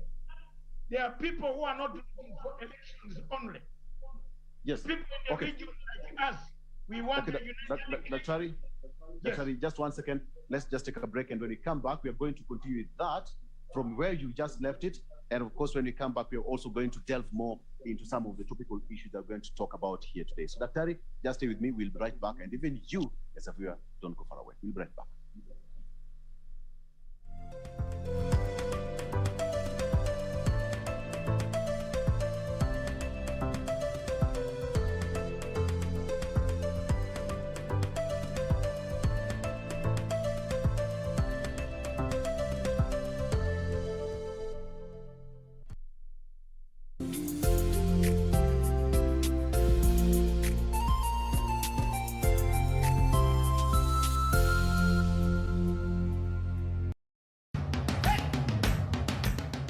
Bwana Motiso, pikipiki yako ndio hii.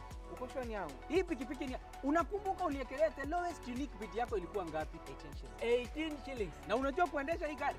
Kidogo. Haya, kitoko yako shika helmet, kifungu yako chomoka na mali yako. Kujiunga na QuickBid ni rahisi. Enda kwenye M-Pesa, bonyeza paybill kisha weka business number 4032353. Kwenye account weka kodi ya bidhaa unayotaka na bid yako ya chini zaidi. Kwa mfano TV 16. Kisha weka shilingi 20 tu kama idadi yako. Weka bid yako pia kwenye www.quickbid.co.ke. Kumbuka, bid ya chini zaidi ya kipekee ndio hununua. QuickBid, bidhaa bora kwa bei ya chini.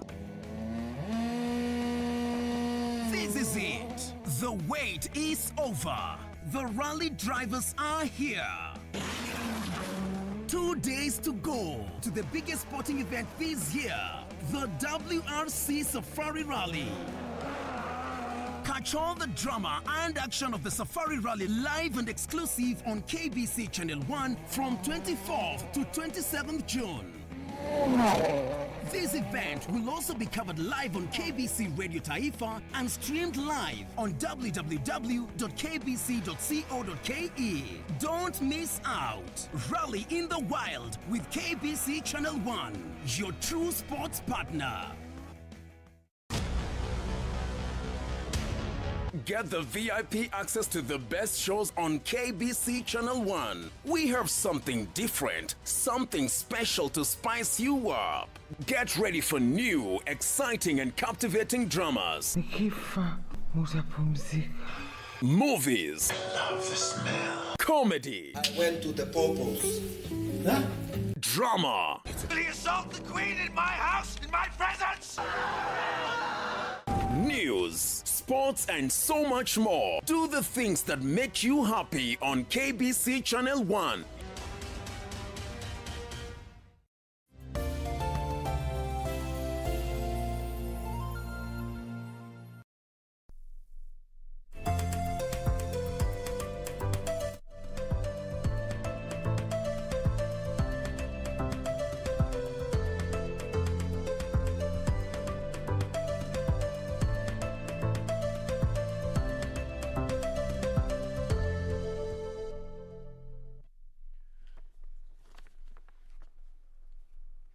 Right, welcome back.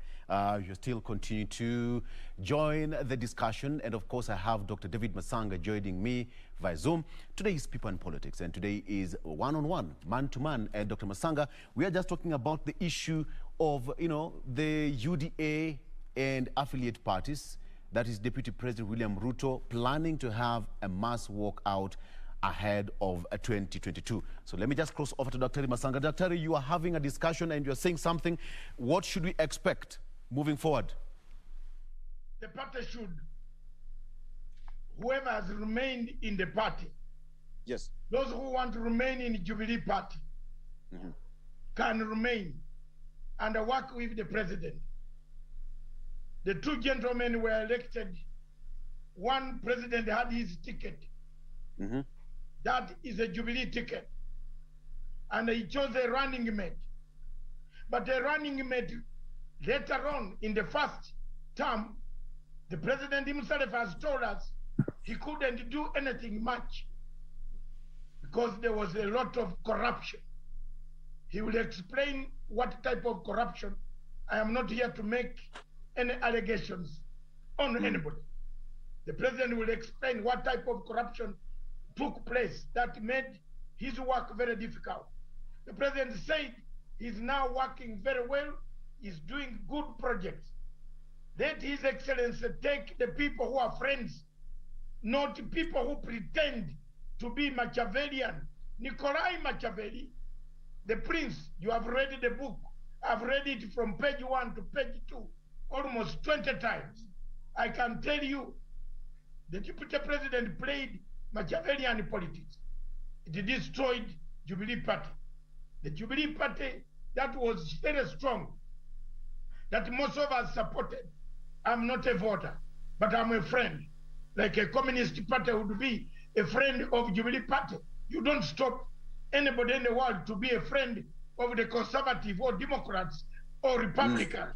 I can be a friend if but I am contributing. We expect many people and many political parties to be formed, and some of them to merge ahead of the 2022. Should we?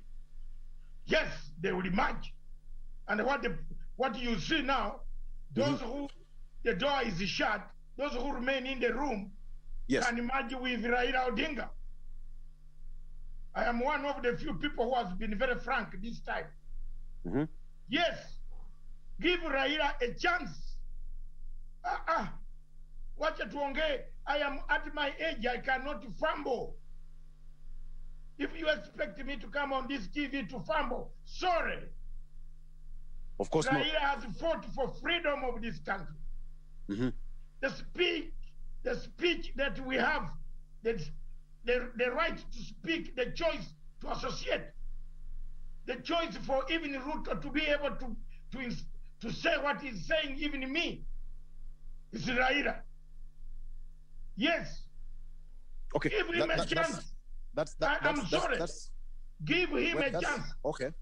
Yes, I am not going to miss my words. If you don't agree with me and you hate me because I've said it, let it be. No. Nobody hates you. Nobody hates you for that. The only question here is... This time, Mr. Ruto is 52. Let him wait. Raila is going home with me. You look, we are now 65. I'm 65. Raila is 70-something. Give him a chance. Hala? Okay. That will be determined at the ballot. When did Africa turn upside down? That will be determined at the ballot. But moving forward, most of the political parties, of course, will be crumbling. And of course, even, Mombasa Governor Joho said that, ODM should not go to bed and sleep easy. Even UDA and Deputy President William Ruto is also scouting for people from ODM. Is this a situation? Are we going likely to see so many politicians now crossing from one political party to the other? That is political dynamism. Yes. It's called political dynamism in political science. Political science is not static. It is dynamic. It is like a constitution of Republic of any country. Even in London, in the UK where we live, some of us for many years, over 37 years, dynamism has been there from Margaret Thatcher to Johnny Major to Tony Blair to Gordon Brown to Cameroon.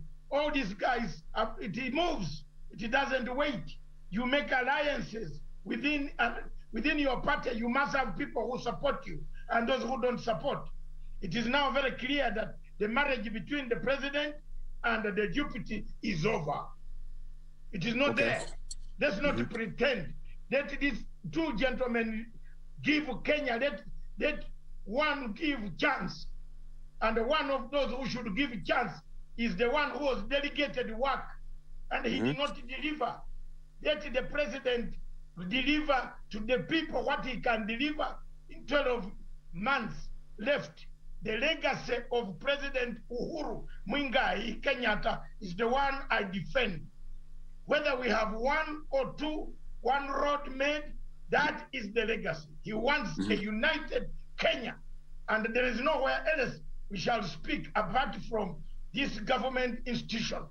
Other radio stations and television stations gagas to say. Now we are going to say it on this government balanced. Bring anybody to make an argument with us. We shall say, give Uhuru a chance to finish his legacy. You have damaged his legacy. You have gone to his backyard. You have gone and planted seeds of discord in Mount Kenya, in Kiambaa, in Kiambu, in everywhere. So give him a chance to rearrange. The door is shut. Okay. President, shut the door. But the question is now, with his decision to back one of the opposition, they come together. He said that whatever candidate that the opposition will come with, the NASA brigade, they should unite first of all and come up with one candidate. And that is what President Uhuru Kenyatta is going to support. How is it going to change the political dynamism in the country moving forward? That's what we are doing behind the scenes, Victor. We can't tell you on the platform. Leave us to arrange. Okay, fine, but how will it change the political dynamism? Don't worry. With the president supporting the opposition, the perceived opposition. The perceived opposition. If that perceived opposition, wait, Victor. If that perceived opposition did not wake up to shake hands, where would Kenya be? Where would Kenya be? We would be done already. Kenya was burning. Uhuru Kenyatta took a step. Raila Odinga took a step and did what we call a redemption strategy. For people who don't know what a redemption strategy is, one, reconciliation, truth-telling, accountability, restitution, reparation, and above all, healing. If you go to the 9 points of agenda of BBI, they form what we call a healing process. Healing and I want process, Kenyans right? to, yes, a healing process. Mm-hmm. A healing process. And I warned the Kenyan politicians. I warned on this television. You remember? I said, the moment you turn this BBI into a political process, mm-hmm.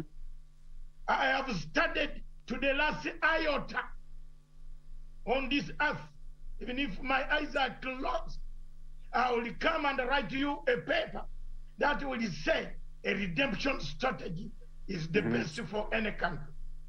Uhuru Kenyatta and William Ruto and Raila Odinga and whoever wants. If you don't do redemption in Kenya, redemption in Kiswahili so that our viewers can know, is to clean, is to bring new hope, is to forgive, reconcile, restitute, resettle the IDPs, those who have no houses, whose houses were taken away, resettle them, restitute them into humanity. If you don't do that, and you are only looking at 2022, I hear people saying we shall live by December. December and go where? You live by December to go where? And That's you go according and to the fight. time. That's according to the timeline. 8 months before the general election. Let me ask you, Victor. You go and fight. Right. Without a good IEBC, and I repeat, no expert who has gone to a better school, a good school, will tell you that with an IEBC in Kenya as constituted today, it will produce a credible election. It will not. The people of Kenya must reconstitute the IEBC, bring it to a better IEBC so that the winner and the loser don't fight, but the winner and the loser catch hands so that Ruto goes to this election with two letters. One letter says, I have been defeated. Another letter says, I have won. If he wins, he pulls out the letter, reads to Kenyans, and embraces the opposition. That is what people are looking for. Forget about your UDA, which do what? Hustle. No. Kenyans want peace. They want peace after elections. They want to conduct their business like South Africa. But in South Africa, do you think Kenya has become of age moving forward? Because come next year, we've learned from the past. But have we learned from the past so that moving forward to 2022, it's going to be a peaceful election? Have we? It could. I am not a prophet of doom, and I don't want to predict that there will be chaos. But it could not. It might not be peaceful. Going by the words, have you seen how Ruto and others are exchanging words? You look at the politicians now. How do they exchange their words? Of course, it's going to heat up. Of course, it's going to heat up moving forward, and of course, the politicians, NCIC will be, they will have a lot of work to do just to make sure that a lot of, peace prevails in the country moving towards 2022 general election. And let me just ask you this one now. The kind of coalition that, the president said that, NASA should unite. And now we see Honorable Kalonzo Musyoka saying that, no, he's not ready to support Raila Odinga once again. Raila on this end says that he's not declared his candidature for 2022.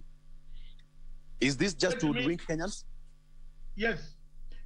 When the time, whether he has not declared or not, believe me or not, as long as Raila is still alive, Raila will be on the ballot.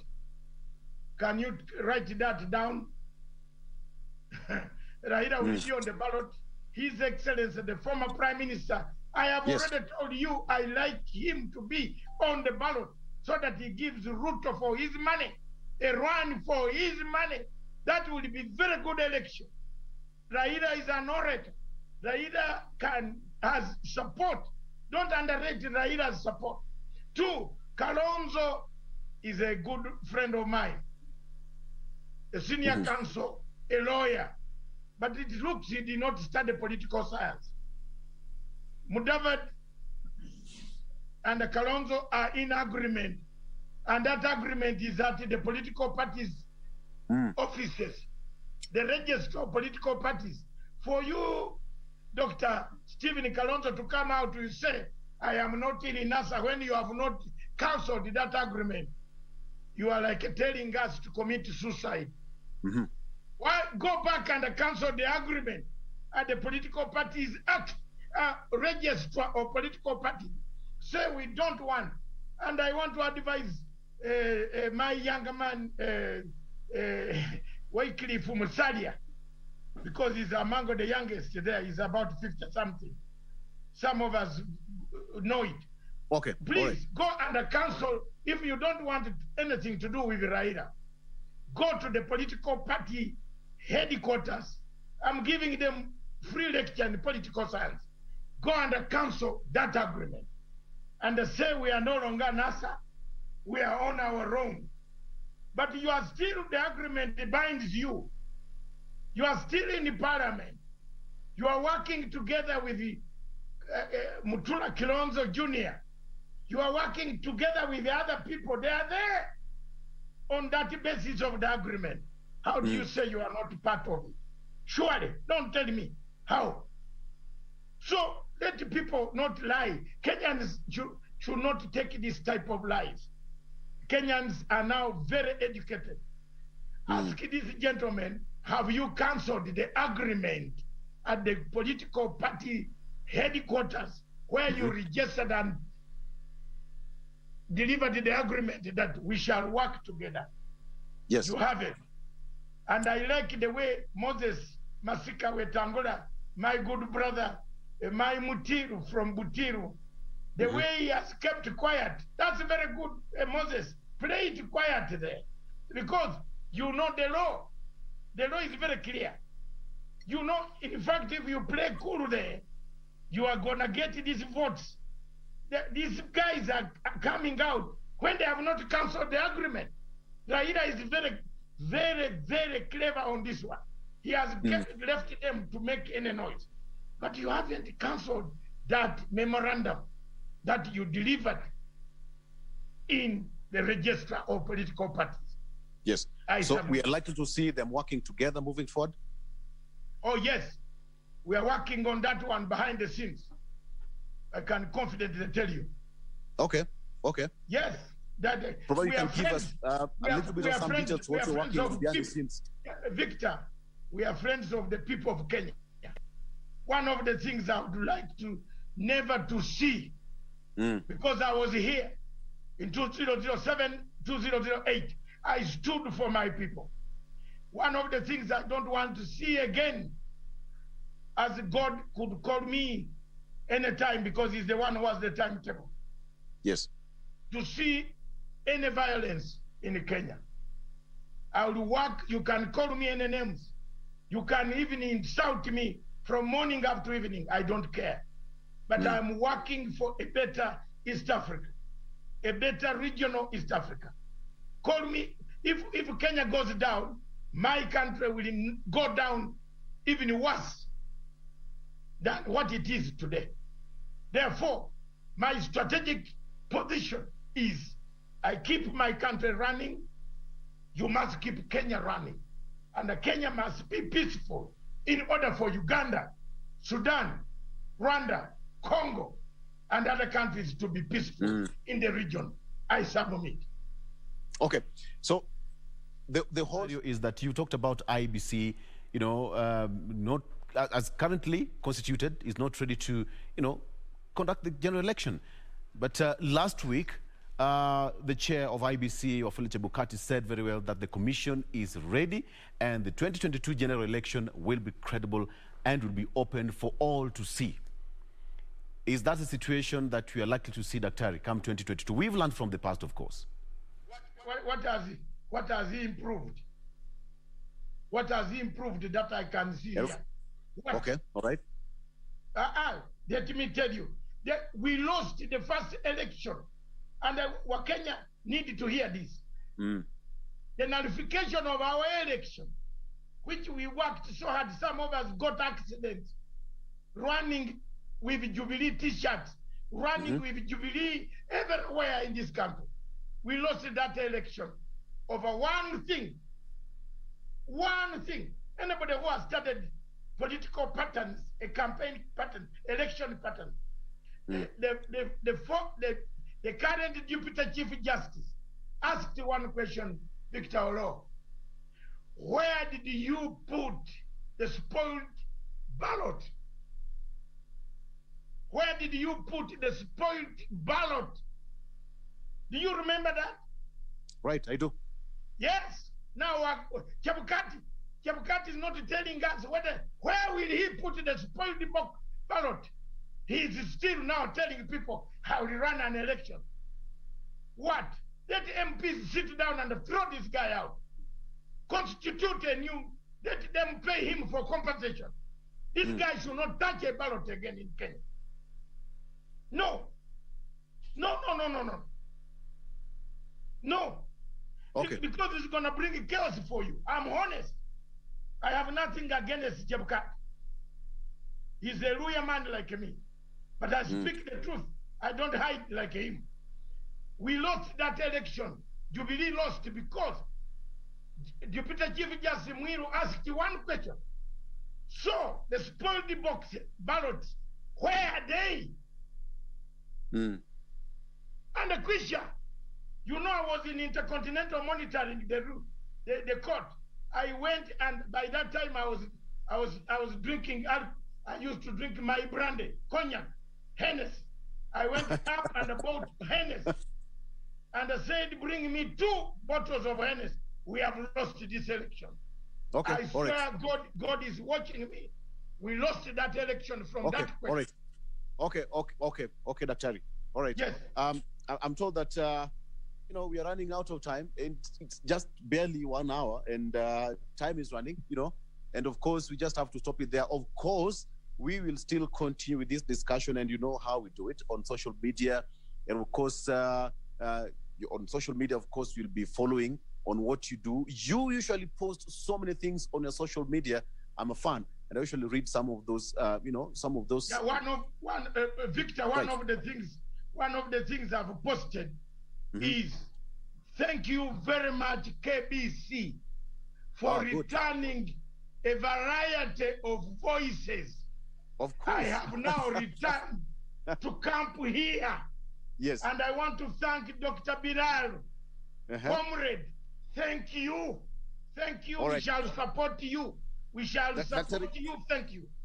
You are yet to see more. You are yet to see more. We've just started, of course, last evening and just today. You are yet to see more. And of course, we have got the legends. I've correctly put it. And moving forward towards the week, it's going to be an amazing week. And of course, the legends, as you correctly put it, are going to be here. Okay. Daktari, thank you so much. Of course, that is Dr. David Masanga calling the shot. With no stoned and turned. That's the way he puts it. Not stoned and not turned and stoned. All right? That's the way he puts it. All right. Okay. All right. Thank you, Daktari. Thank you. Thank you, Daktari. And of course, the discussion still continues. And this is Good Morning Kenya. Is just a few minutes past 9 a.m. And the show continues. Jane will be here with me shortly so that we continue the discussion after this break. All right? Oh, before the break, Jane is joining me. Come on. Here right now. Here right Join me now. On the yellow side. On the yellow side. On the yellow side. Following the side that adjusts to my color. Wale walienda social media akina Gladys wakisema my roots are showing. What is showing? It is tukifanya in the headlines. Allah. Okay. Guys are thoroughly following. But, just from that conversation, yes. Dr. Masanga has been known to be very passionate about the Jubilee government, supporting the president in all that he does. Yeah. And he's one of the few people who actually come out to openly support the president, regardless of, what the greater population might think. Yes. So We are here to bring you all these conversations, by the way, to represent all sides of the political scape here in our country. I'm a VP Vic. Absolutely. All right. And we'll never stop talking. We'll continue to educate you people and just touch on some of these issues that you need to know. And of course, moving towards general election, there is so much that you need to learn and even you to get informed all about. What should you expect, Jen? All right, so now when we always talk about mental health, this is a conversation that we as the KBC fraternity are very passionate about, and we always have it almost on a monthly basis. And this is just in line with helping you find a coping mechanism that is healthy. So up next, we're going to be having a conversation around mental health and just trying to understand depression and the role that addiction has to play when it comes to that and the treatment options that are available. So keep it here. Any questions that you may be having in regards to that, we will be here to help you address them. Stay with us. We'll be right back.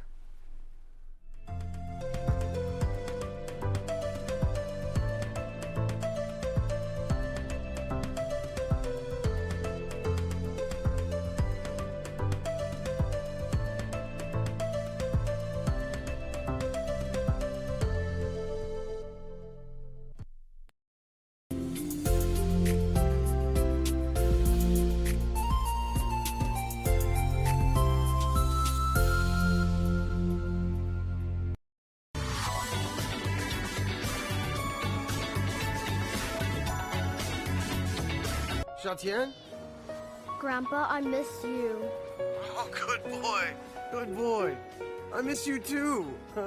Keep it short. Since you left for America, I feel empty most of the time. Say it again. What brings you to San Francisco? Yes. San Fran. How long do you plan on staying in San Francisco? Can I see your return ticket? Saturn gave it to me when he left. To keep me company.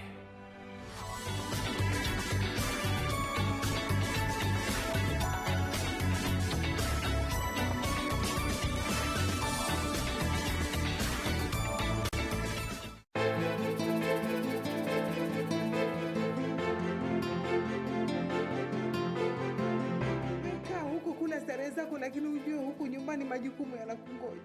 Mimi naja Lea, naja. Heri Kuda anajistiri kwake kuliko kuku anayechangataka kwa watu mwisho akageuzwa mboga. Ikiwa wewe hukushughulika hata na hawa watoto wa dadako, leo mimi nitakuhusisha vipi na masala yako? Maya, mamdogo hawezi kukaa hapa. Hawezi ama utaki akaya. Na ukifukuzwa kule nyumbani, usije kunibishia hodi huko kwangu. Ubishiwe.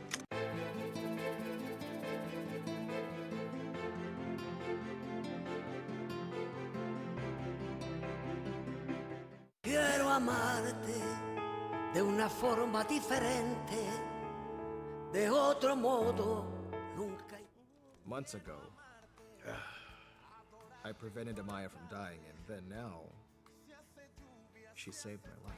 Apparently, Chiapas is a place where your lives came together. Don't you realize that if you do that, you're going to lose your son? Listen, I don't care. I would rather do that than let him die. If you're afraid and paranoid, then I'll take her away from you just like you did. You can just take it easy. Because I know that I'm not that desperate. All Elite Era starts.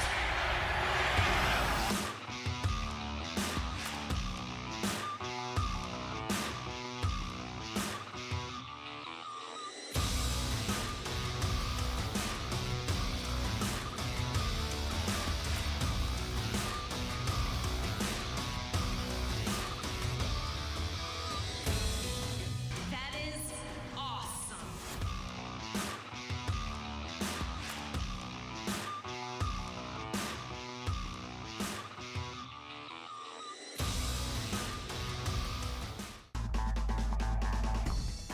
Thank you very much for coming here for this event.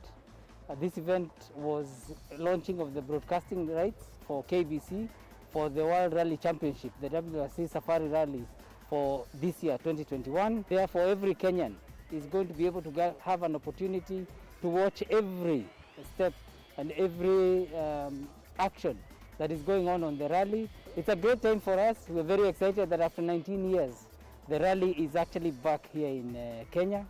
The president has put a lot of effort to ensure that this has happened, as well as the Ministry of Sports under CS Amina Mohammed, to make sure that we're going to see this great event come back to our country.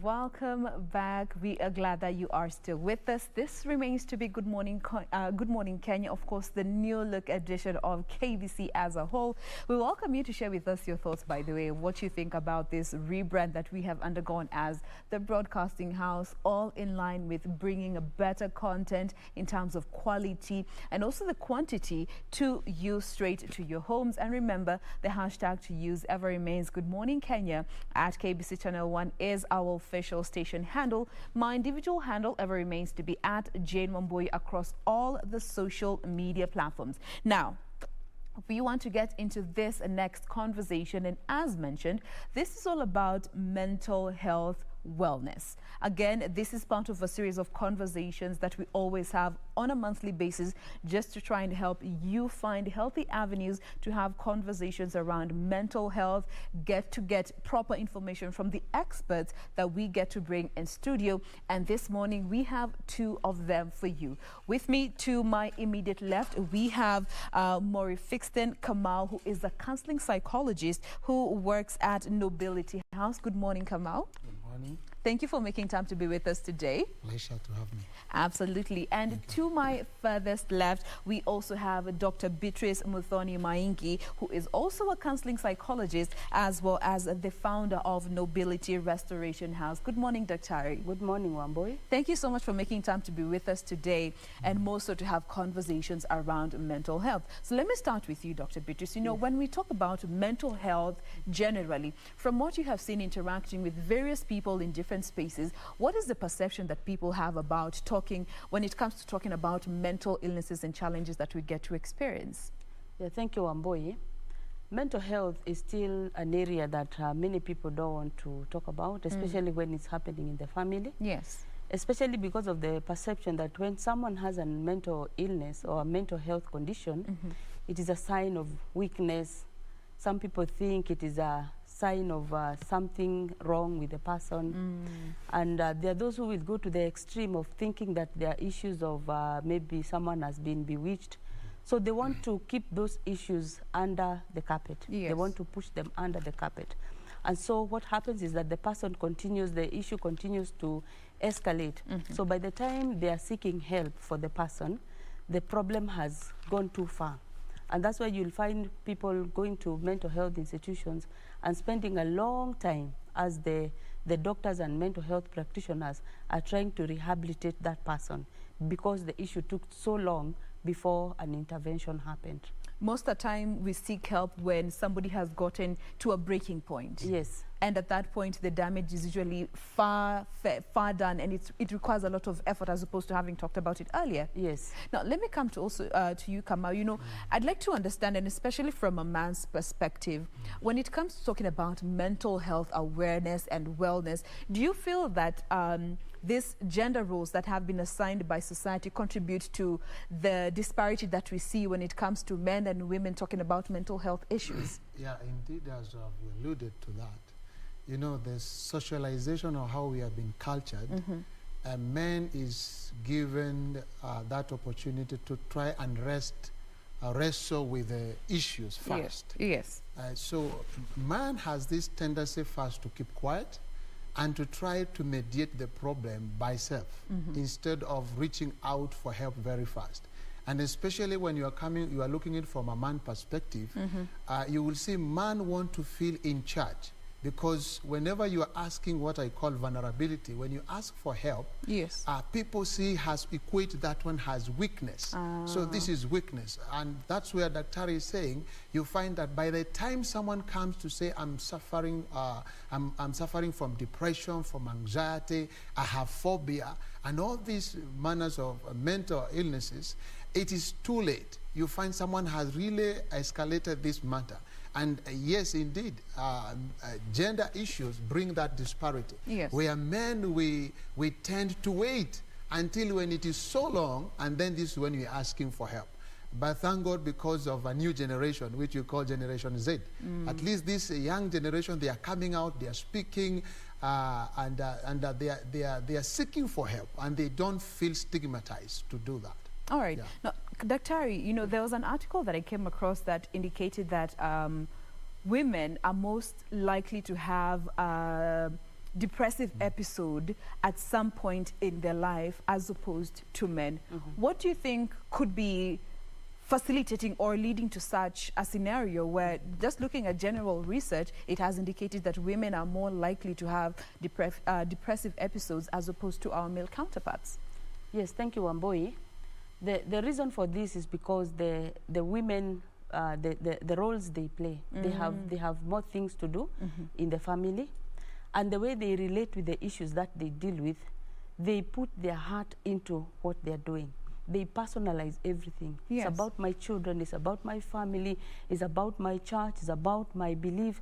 And so when things are not going well in all those areas of their life, it hits them harder than it would do a man. Yes. Especially a woman who is married, she has a husband to take care of, children to take care of, maybe even a career of her own, yes, and maybe even issues about her belief system and all that. When there are things going wrong in those areas of our life, they hit women harder than men. Okay. Because of the way women personalize issues. You see, even the way women protect their children, yes, and the expectations they have for their children. So when they realize that things are not going the way they would, they take that issue so personally, and it starts affecting them personally. And then it affects also the way they relate with their children. So instead of them now being helpful to their children, they kind of get enmeshed. And so everyone in the family now has a problem. The mother has a problem. The children have a problem. And now the rescue has to come from an external person. All right. Yes. And also, just still on the same breath, the aspect of how women are more likely to have a depressive episode. Is that also the same science that is behind, what we were seeing with nurses across the world during this COVID time, especially when we were at the peak? You found that more female nurses were reporting depressive episodes as opposed to the male counterparts, because for some reason or the other, you found it was the women who were being directed to offer psychological counseling to some of the patients and all. I don't know what you think about this whole situation where it is mostly, and especially now looking at the medical space, where it is the female nurses who are being asked to speak to some of the COVID-19 patients to try and just console them, and even they're the ones who have to deliver the news if they happen to lose a patient, psychologically speaking. Yeah, looking at that, as you have said, you say a woman has this intuitiveness to nurture. That intuitiveness to nurture makes them to have that overarching need to try and help. That makes so much sense. Yeah, so they feel, I want to do something. Yes. That's why you find that, and remember, women have intuitions with life because they are the carriers of life. And in this sense, they always have that feeling of, I can do something. And somehow the environment have given a woman a very much field to cover so much. You have seen some in social media, a woman carrying water, carrying firewood, and carrying the baby, and carrying something on her hands, and the man is walking beside that woman. It is in the same thing in a psychological world. Those represent the baggages you have just said. That this is the same woman who is a wife to someone. It's the same woman who is a career woman. Yes. It's the same woman who is needed to go and do that and do this. So at the end of the day, you find the burnout and stress, it's so much on the same woman. And this one again, you find it could be a premise on culture. Because you understand sometimes, even patients sometimes may feel better when they address their issues by a woman. Yes. Because even when you're talking to our client, we ask them, who do you think, do you prefer any counselor or psychologist to address your issues? You may find some people say, I want a woman. Because someone may feel, yes, a woman is able to address my issues, my psychological issues, my well-being issues, well than a man. Yes. Yes, and actually even in the field of psychology right now, you will have Dr. Beatrice who tell you this. It is many women who are in the career of psychology. All right. And, you know, that just goes to challenge the narrative that is out there, you know, looking at the STEM courses and career paths. You find a lot of men gravitating to that, but looking at the softer, quote unquote, or the humanities side of careers, you find a lot of women on that divide. Arguable. But now let's come to the area of focus of today's discussion, and this is the relationship between mental health, wellness, and addiction. Let me start with you, Dr. Beatrice. You know, please help us understand what's the relationship between our mental health and addiction, if there is any, from a scientific or psychological point of standing. Yes, thank you, Wamboi. Addiction is sometimes fueled by mental health issues. And this is something that we are really trying to educate people about the correlation between addiction and mental health. Because in the mental health institutions that we run, there is something we call the addiction tree.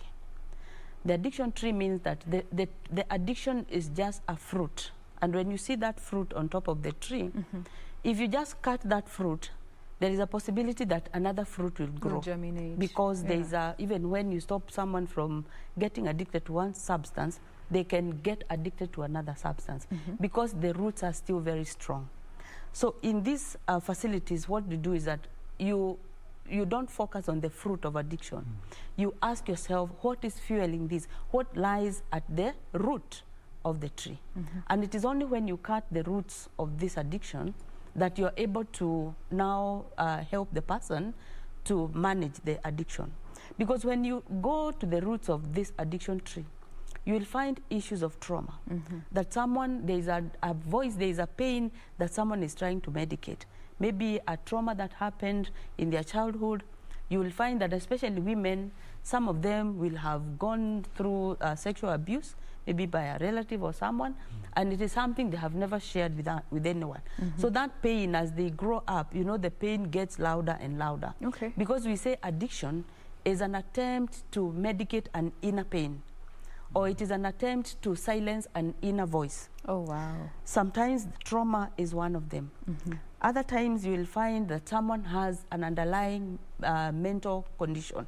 In fact, in most of the addiction facilities, you will find that most of the people will be diagnosed with either depression or anxiety. And so when you put them on a program of medication for that depression, then the counselors are able to do the other work of psychotherapy as the medicine is also doing its part. All right.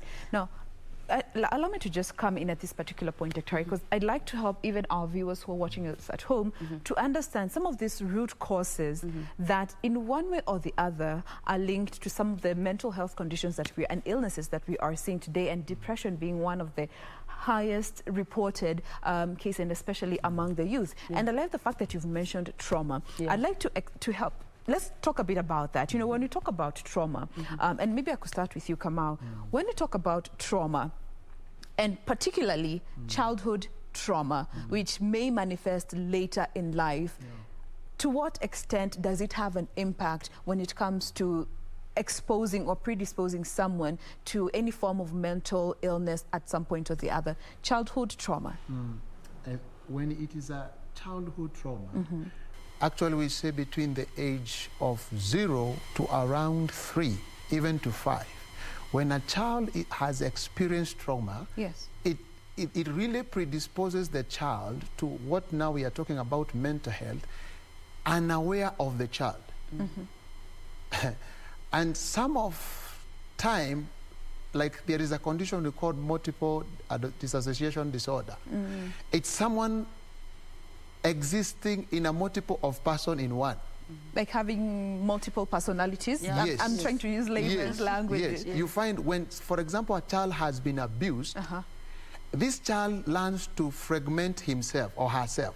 So there's a child that cries and there's the child that manifests to the world outside. For example, when you have an authoritarian father, and especially when the abuser is the father. So how does this child come to love the father and hate him at the same time? And the same father is the one who provides what we call the secure environment for the child. So already the mind of this child becomes fragmented. I had a client like that, and she tells me, this is Esther talking. Then she manifests like Esther. Then she tells me, this is another personality now talking. And you can see changing. This is the extent of abuse, how it can go deeper in matters psychology, in matters mental, in matters mind. And to what extent do you think, you know, this form of trauma, and especially when it comes to violence, during looking at your childhood phase, can contribute to addiction becoming a result? Exactly. Now that's where Dr. is saying, when this one is continuing for a period of time, because this child will reach out somewhere, she will need to silence those voices. Voices of you are nothing. Voices, the world is not a safer place to be. By the way, we call them neurotic behaviors. So these neurotic behaviors, one of them you will find is addiction. Because addiction provides for what we call existential avoidance. Meaning you are running away from the pain that you are feeling. And it's giving you a place of utopia where you feel accepted. All right. Now, let me come to you, Dr. Beatrice, still looking at that aspect of a childhood trauma. When it comes to addressing, now getting help, and especially from a younger age to avoid such results, at what point do you think that it can best be handled to avoid a situation where we are seeing childhood traumas manifesting in adulthood and consequently leading to addiction? At what point do you think there can be intervention that can prevent addiction becoming out as a result of childhood trauma?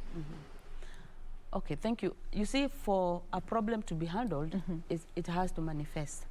There are people sadly. Sadly, oh, wow. Yes, because people can have those experiences, those traumatic experiences, but they never manifest, so that no one gets to know that they are going through that inner pain.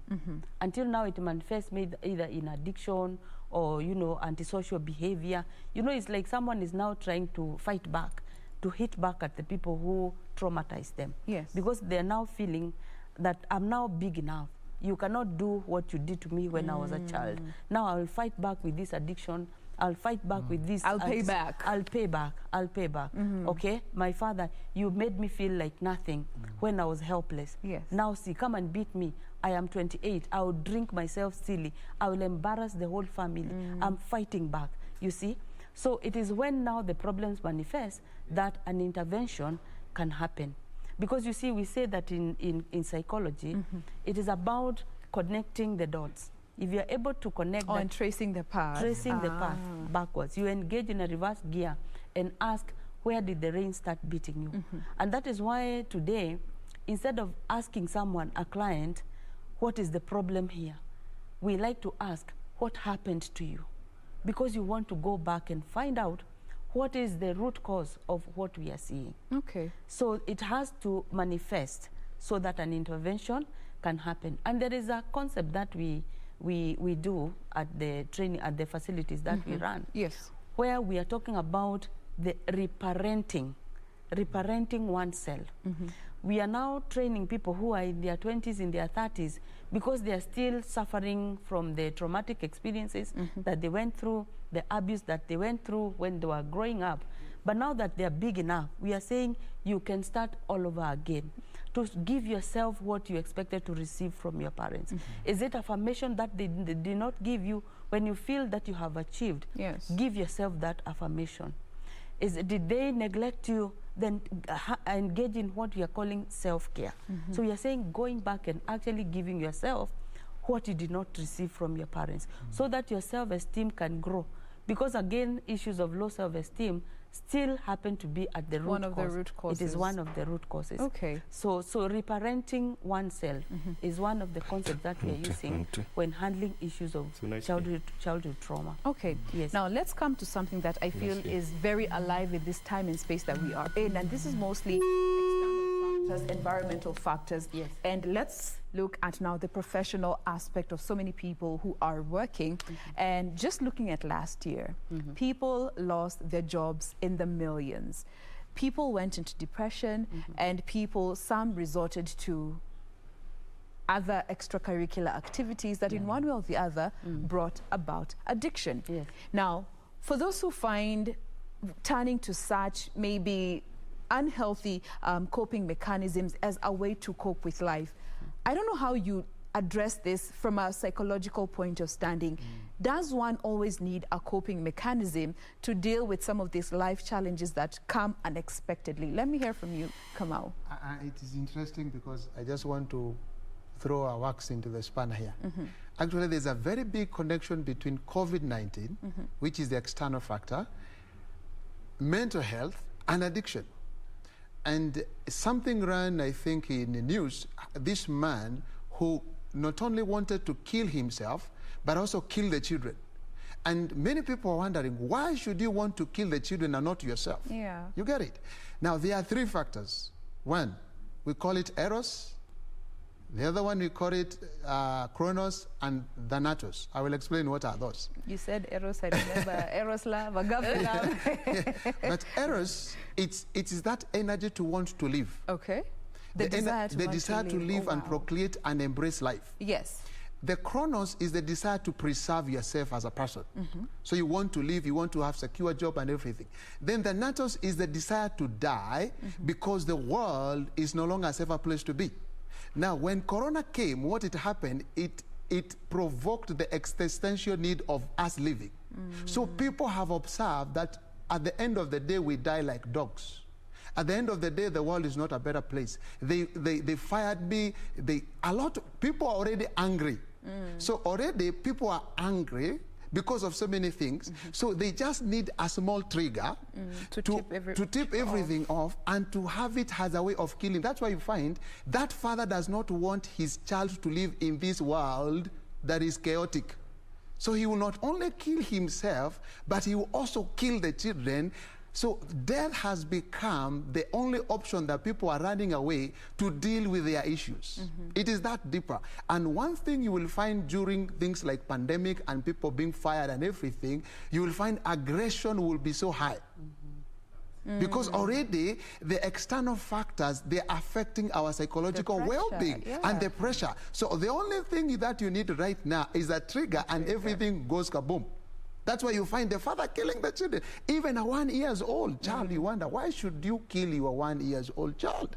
Because the world is no longer a safer place. Now, another thing you will find in this time is what you are addressing now, hope. Hope becomes one of the best coping mechanisms. Because we normally talk of high stressful situation, like being fired. Then the next thing that will stop you is your coping mechanism. And a coping mechanism is just that ability to be able to reframe something, to look it at another angle. We call it a Gestalt framework. If I turn this thing ahead of me, you will find another angle you have not found it. And one thing that can help people is to appreciate life during chaotic time. That is hard. How do you appreciate life that is hard. In a chaotic time? Because it is not as bad as it looks like. But you see, the moment, because you see, if you place a child right now in this room, and the mother leaves, the child cries. Because there is that life instinct of safety and everything associated with the mother. Okay. Now, this is what Corona has done to us. Corona has come and has tampered with our life instincts, our job, our work, our spouses, our everything. People have lost their loved one. Yes. They have seen their loved one buried. They didn't visit the burial. They didn't have a closure. You are fired on your phone. Please don't come. Your job is no longer here. So how do you sit down in that family and start? So the essence of living, the meaning and the hope is gone.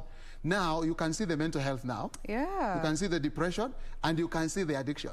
Okay. Now, let me come to you, Dr. Bridges. Yes. When we talk about coping mechanisms, and especially just borrowing from what Kamau has said, why are coping mechanisms important? Are they important, and why is that so? They are important because when we are faced by different issues, yes, the way we respond to the issues will depend on our threshold. And that's why as we train people about parenting on the different stages of life, we talk about instilling psychological resources for children so that as they move from one stage of life to another, there are psychological tools that they are picking to be able to deal with the life ahead. Okay. And one of the psychological tools is resilience. Resilience. Because there is a stage of life when the child is asking, will I make it in this world of people and things? And now the work of the parent is to train the child on problem-solving skills and to encourage them when things don't go the way they're expecting. When a child comes home from school and they have a report that is not very impressive, yes, the teacher has already graded them and maybe given them 30%. So the parent is not the teacher to again start grading the child. Your work is to build the resilience of that child and to tell them, okay, this is what has happened, but you can do better. So you train them on problem-solving skills. So if that is the voice that is in the mind of that child, even when they grow up, when things go wrong, when things are not working out, they will still hear that voice of saying that you can still continue trying, keep trying, don't give up, you will make it, you will make it. And that's why you find that even when people lost their jobs, people behave differently. There are those who went straight home and committed suicide. There are those who got into depression. There are those who got into addiction. But there are those who are very busy doing things which they never thought they would do.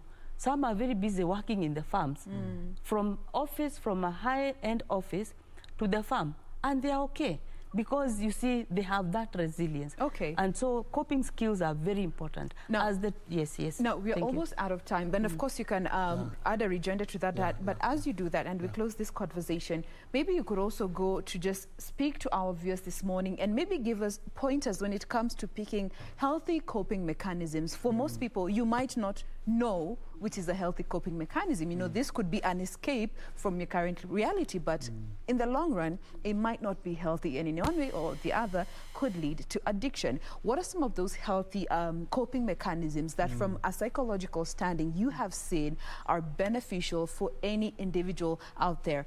Very briefly as we get to close. Let me just mention some. Yes. And say coping mechanism, one of them helps you to externalize. So I am not a failure. I am Kamau who failed an exam. Separating the problem from the person. Yes, you externalize it. So I'm not a failure. So the another thing we say is, one of them we call it mindfulness. Allow yourself to be in the present rather than escaping to deal with the issue. Be now, be here, because what drugs does, it helps you temporarily to escape from the moment, but escalating it later when you come back. So allow yourself to be in the moment and check what you can do. Another thing we call is cognitive diffusion. Detach yourself with what is happening as if you are seeking from afar. So I have been fired, and being fired is something like operate from afar. Then choose the emotion to deal with your own issues. Okay. And just last one, just to mention, check on what we call rumination. Rumination is where you find someone pondering on something so much. Don't disallow yourself to think on something repeatedly over the time. Because once you do that, especially on a negative situation, it just makes you feel a failure, and that's where the need to medicate now comes in. And also incorporate spirituality. It is very key. We call it biopsychosocial spiritual. I think that's a whole other conversation that I am seeing, especially the millennials really redirecting themselves to, you know, just awakening your spirituality. But Dr. Beatrice, as we close, very briefly, what coping mechanisms would you encourage our viewers this morning, both the young and the old, could incorporate in their daily habits to just help dealing with everyday stresses? Okay. As I talk about the coping mechanisms, there is one prayer that we say at the Nobility Restoration Center. We call it the Serenity Prayer. Being able to separate or to classify problems, because there are those things that you can change, those things that you cannot change. And then we say, God, give me the serenity to accept the things I cannot change. So you need to identify, is this something that I can change? If the answer is no, then make peace with that. Then the courage to change the things that you can. So if there is something that you can change, then have the courage and have the strategy to change. And then you also need to have the wisdom to know the difference between the things you can change and things that you cannot change. But one thing that we say, we have protective and risk factors when it comes to issues of mental health and addiction. One of the coping mechanisms, talk to someone. If it is something that you feel is overwhelming you, talk to someone that you trust. And that's why we talk about social support. Do you have someone that you can talk to? Maybe a family member, maybe a friend. So don't hold it in, because when you hold it in, that is where the issues of depression start coming in. All right. Now, due to the interest of time, again, we'll have to put a pause there. But these are conversations that I always say we can never exhaust in one sitting, and that is why we have multiple of them on a monthly basis. Thank you so much. We have been speaking with Dr. Beatrice Muthoni Mainge. She is the founder of a Nobility Restoration Center, and she is a counseling psychologist as well. We have also been speaking with Maury Fixton Kamau, who is a counseling psychologist working with Nobility Restoration House. Thank you so much for making time to be with us today. And with that, I do believe we've come to the end of today's program. I don't know, Victor, kama utakuja tusalimia watu bae pamoja or what? All right, yeah, I'm told Victor is coming up in a bit, so stay with us. We run this quick montage, but we'll be back with Vic.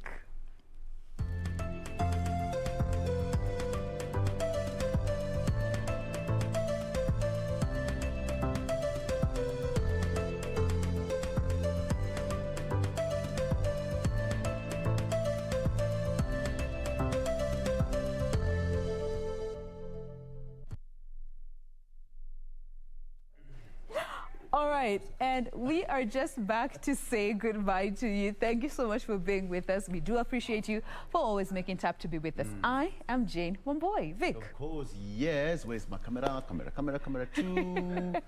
Boom. All right. Yeah, there you go. All right. Thank you so much. It has been an amazing Tuesday. And of course, we appreciate you for always waking up every Tuesday morning, every single day of the day, just to catch this particular show. We appreciate you. Let's do this again tomorrow. My name is Victor Lowe. Have a good day. Ta-ta. Bye-bye.